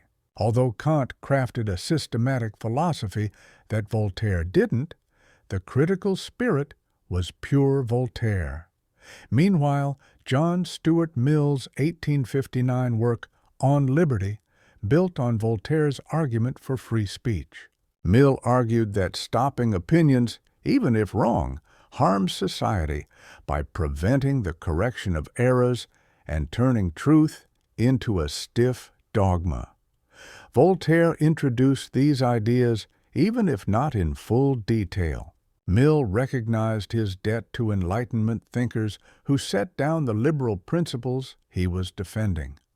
Voltaire's strong promotion of tolerance and open questioning laid the groundwork for Mill's arguments. In the 19th century, liberals across Europe took Voltaire's legacy to heart. Movements pushing for secular education, church and state separation, press freedom, and religious tolerance drew inspiration from him. Political parties and the media adopted his language and arguments. As Europe slowly secularized during the 19th and 20th centuries, many of Voltaire's envisioned reforms materialized. The grip of religion relaxed, laws became more logical, censorship fell off, and religious minorities gained civil rights. These changes brought Voltaire's visions to life, even if not exactly as he might have wished. Voltaire's impact stretched beyond politics, touching literature and culture. His sharp wit and satirical style influenced countless writers like Jonathan Swift and Mark Twain. Using humor and irony for serious critique became a popular literary device. Candide remains a classic, sparking scholarly discussion centuries later, proving literature's power to convey ideas as effectively as academic essays can. The emergence of human rights discourse owes a nod to Voltaire's activism. His efforts for figures like Jean Calas and other persecuted individuals laid the groundwork for future advocacy. Highlighting specific injustices became a way to challenge bigger forms of oppression and uphold universal principles. Organizations like Amnesty International used techniques Voltaire pioneered, investigating abuses, publicizing them to influence public opinion, and pressuring authorities for change. The notion that intellectuals have a duty to defend the oppressed takes some inspiration from Voltaire. Modern secular humanism reflects heavily on Voltaire's foundation.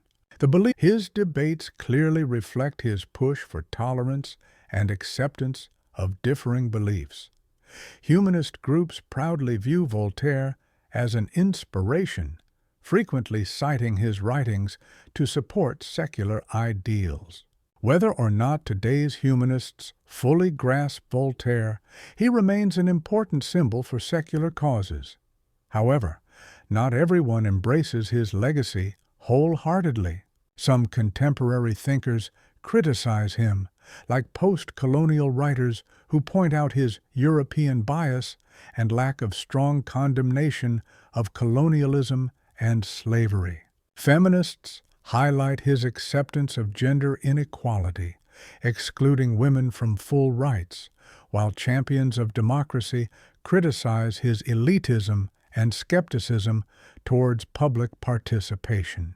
These critics remind us that Enlightenment thinkers, Voltaire included, were products of their era and had their oversights.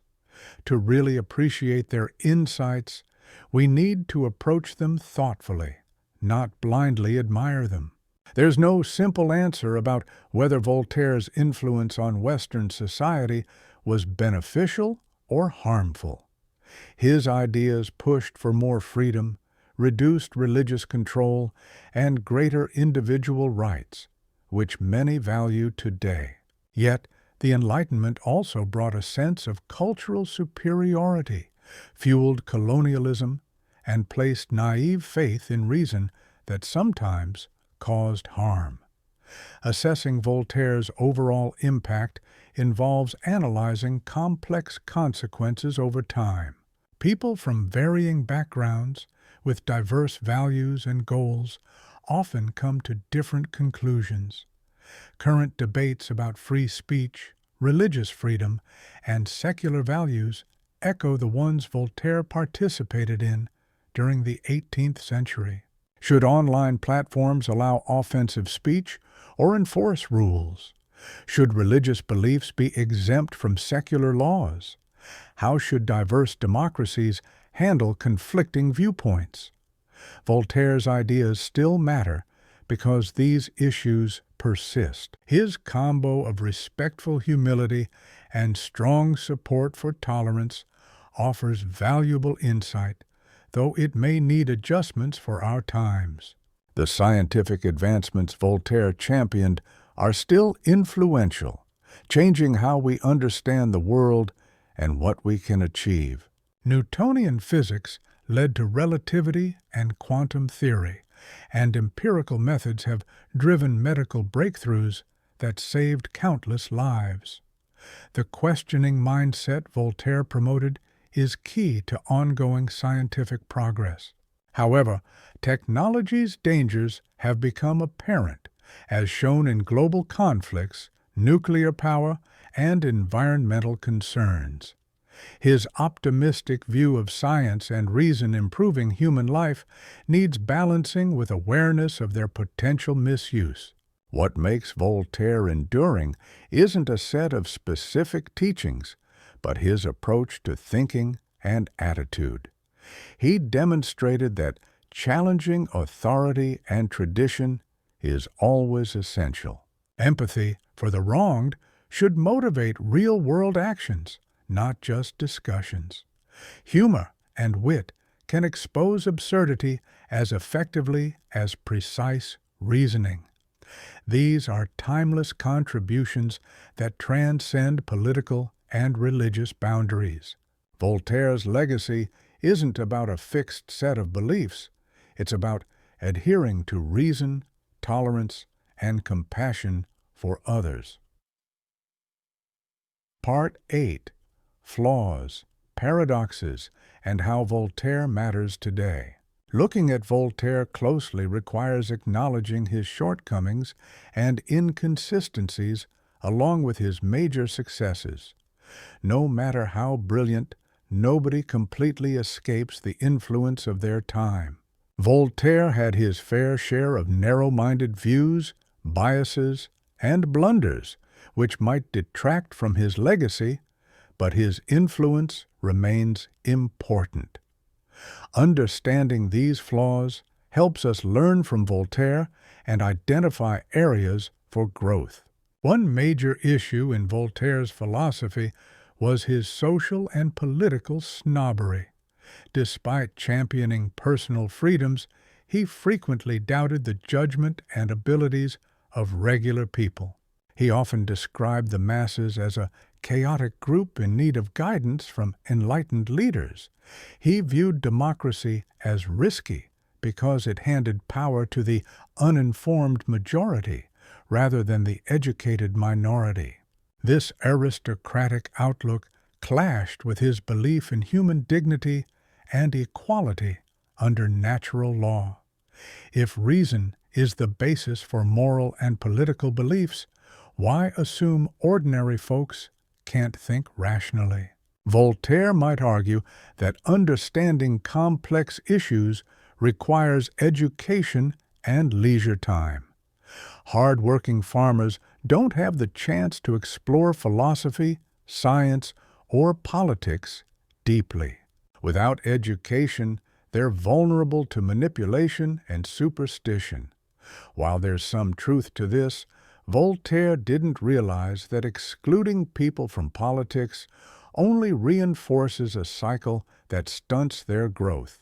If education is vital for citizenship, then universal education is a must for a truly representative democracy. His elitism extended to his economic beliefs, too. Even though he criticized aristocratic privileges, Voltaire was involved in commerce and built considerable wealth. He valued prosperity, but didn't pay much attention to how wealth was created or distributed. He occasionally spoke out against slavery, but never with the passion he reserved for religious persecution. Plus, he profited from investments in colonial trade companies that exploited colonized peoples. His focus on economic freedom and growth for property owners didn't fully tackle exploitation and inequality. Voltaire's views on women mirrored the patriarchal norms of the 18th century. He engaged intellectually with extraordinary women like Émilie du Châtelet, a brilliant mathematician and physicist. Though he acknowledged women's intellectual potential in some cases, he never questioned the broader societal exclusion of women from education, property rights, and politics. In his works, women were often portrayed as either virtuous but passive or beautiful but trivial. Unfortunately, the universal principles he advocated didn't cover half of humanity. This oversight shed light on the larger flaws within Enlightenment universalism. Enlightenment thinkers claimed to support universal human rights, but they often meant rights for educated European men. Women, colonized people, and the lower classes were mostly left out of full moral and political consideration. The gap between universal ideals and selective application was a persistent issue in Enlightenment thought. Later movements for women's rights, workers' rights, and decolonization eventually pressed these ideas further, beyond the constraints their original creators placed on them. Voltaire played a key role in setting these principles, even if he didn't fully understand all their ramifications. Regarding non-European cultures, his attitudes were a mix of open-mindedness and bias. Voltaire praised Chinese civilization mainly to counter European Christian claims of superiority. He frequently referenced different cultures to showcase the diversity in religion and morals. Yet, he clung to stereotypes and was often Eurocentric. His views on African societies were especially dismissive and uninformed, considering some people irredeemably savage unless guided by Europeans. This blend of cultural relativism and European superiority was typical in Enlightenment thinking of that time. In addition, Voltaire's historical writings often skewed evidence to support his preconceived notions. His critiques of Christianity highlighted religious violence while downplaying violence from secular sources. He viewed the Middle Ages as purely gloomy and suffocating, ignoring the era's true cultural and intellectual accomplishments. When discussing religious conflicts, he ridiculed theological opinions he disagreed with rather than considering their stronger points. This tactic damaged his standing as a historian, even though some of his broader insights remained valuable. His contemporaries were also troubled by his advocacy for tolerance, despite being quite intolerant himself. He engaged in bitter literary feuds with figures like Jean-Jacques Rousseau, leveraging his influence to tarnish their reputations and careers. Despite championing free speech, he sometimes sought to silence ideas he deemed too dangerous. This contradiction highlights the challenge of maintaining tolerance. It's hard to embrace disagreement, especially when things get personal. His interactions with powerful figures revealed his naive notion about the corrupting nature of power. Voltaire assumed that educated rulers would govern wisely and justly. However, experiences with leaders like Frederick the Great and Catherine should have shown him that they abandoned their enlightened ideals whenever it suited their political interests, despite their philosophical enthusiasm. Voltaire didn't fully confront why power could distort even well-intentioned, intelligent leaders.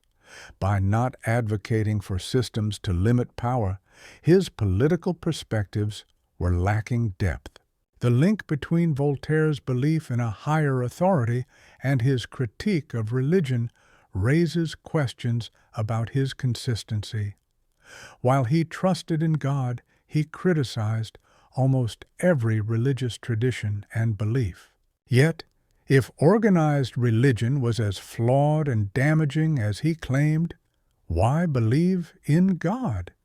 His belief that the universe's design proved God's existence had logical flaws he couldn't fully address.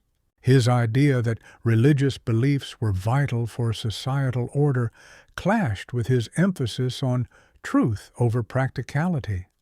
Some suggest he was trapped in outdated religious beliefs he had intellectually moved beyond. New research has uncovered facets of Voltaire's religious outlook that hint at a shift from deism to more radical ideas. His later writings suggested he was receptive to Spinozistic pantheism, viewing God as nature rather than an external creator.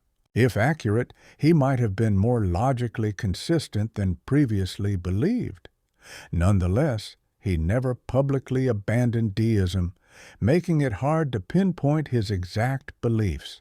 This could reflect genuine uncertainty or a clever move to avoid trouble for his views. From a modern perspective, Voltaire's faith in reason and progress seems overly optimistic. He thought that exposing irrational beliefs through logic would eventually weaken their hold. He believed economic development would lead societies to become more civilized and peaceful. He trusted that educated leaders would bring reformations that benefit people. Yet these hopes often fell short. Religious conflicts persist despite centuries of logical argument. Economic growth frequently results in new forms of exploitation, even as prosperity increases.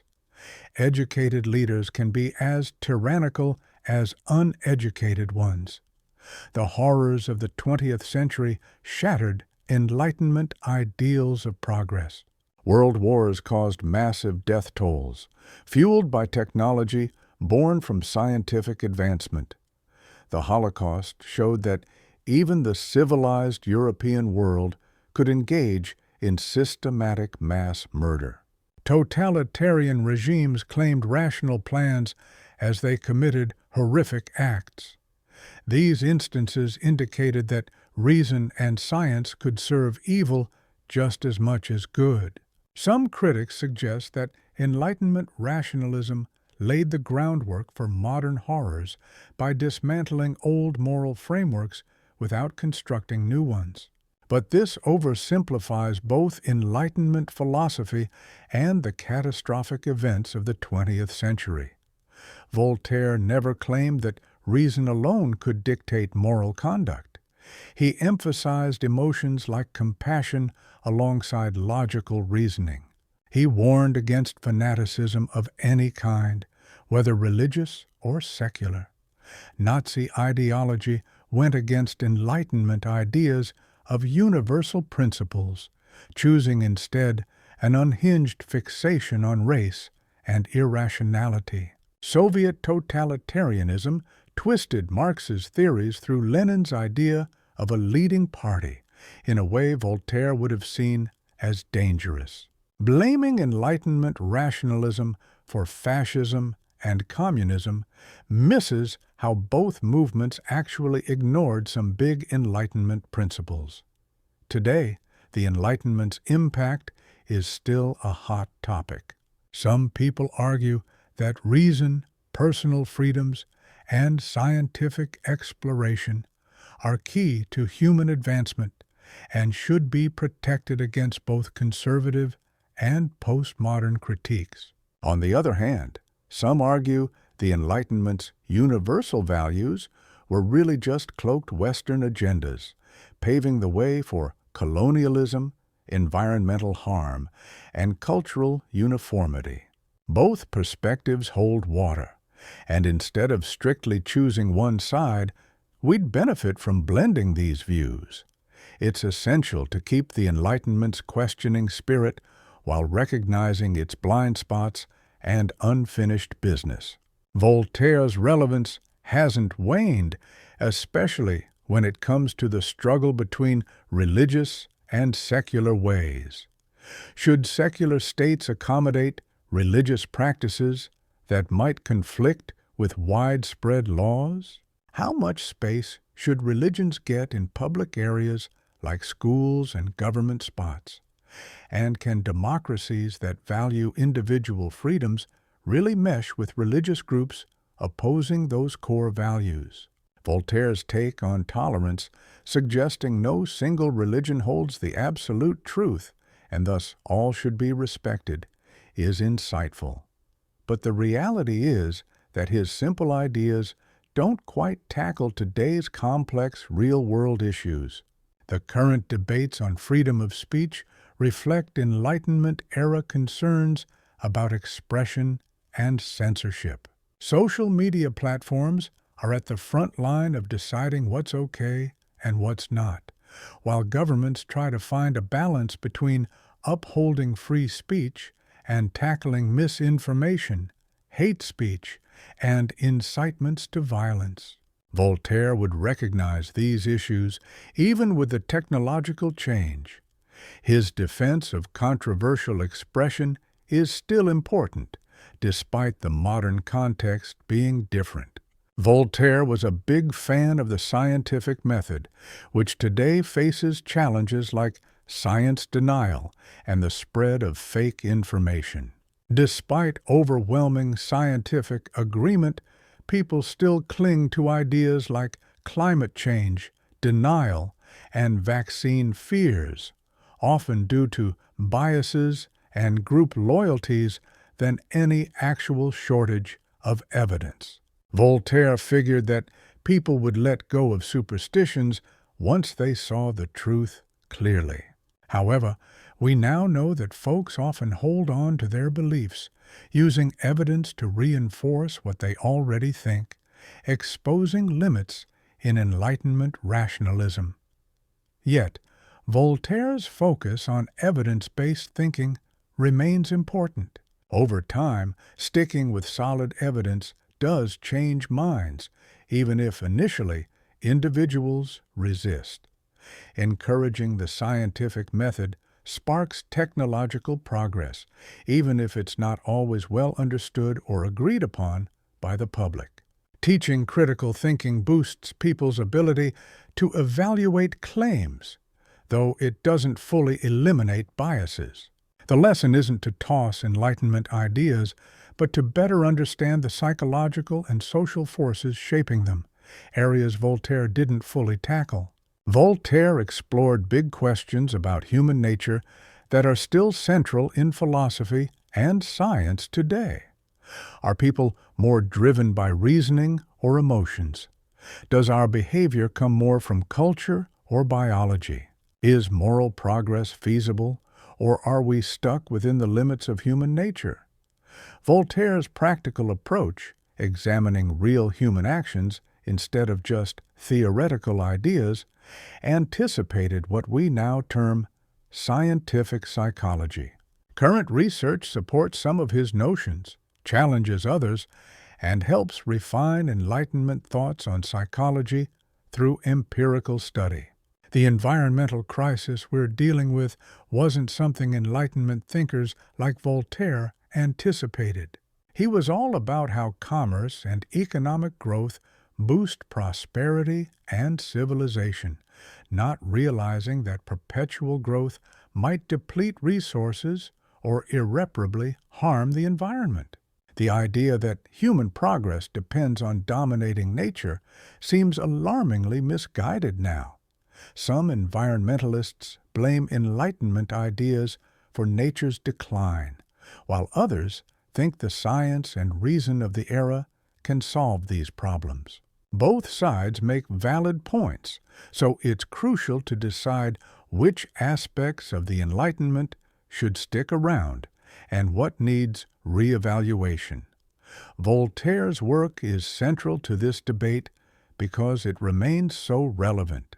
If his ideas were just relics, we'd approach them with detachment.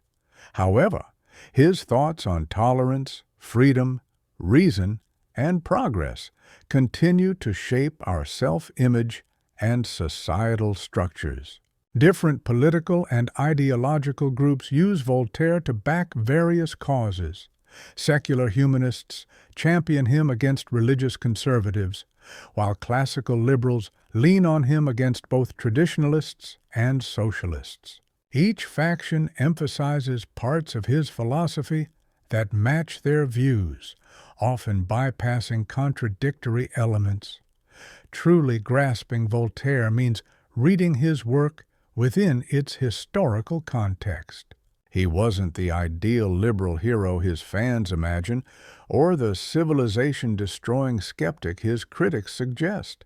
Instead, he was a complex, often contradictory thinker whose sharp insights accompanied notable blind spots. His real value lies not in giving definite answers to age-old questions, but in showing how to engage with them sincerely. Question authority, seek evidence, protect the vulnerable, mock the arrogant, and stay aware of our knowledge gaps. These are Voltaire's lasting gifts. The most profound lesson from Voltaire might be recognizing the limits of individual brilliance. No one can fully escape their historical context or solve every intellectual problem. Every thinker's insights and flaws are shaped by their unique time and perspective.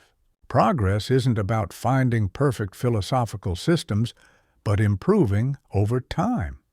We draw inspiration from Voltaire and other Enlightenment figures, correcting their mistakes and addressing issues they couldn't foresee. This critical method, adopting what's useful and discarding what's not, drives our intellectual and moral growth. Today, Voltaire's relevance depends on whether his core beliefs still stand. Do we still rely on reason to understand nature and organize society? Do we value tolerance and freedom enough to fight for them? Do we aim to reduce human suffering practically rather than accept it as unavoidable? In liberal democracies, most would answer yes, even with varying interpretations. Voltaire helped lay these principles as the foundation of modern society, leaving the task for future generations to carry on.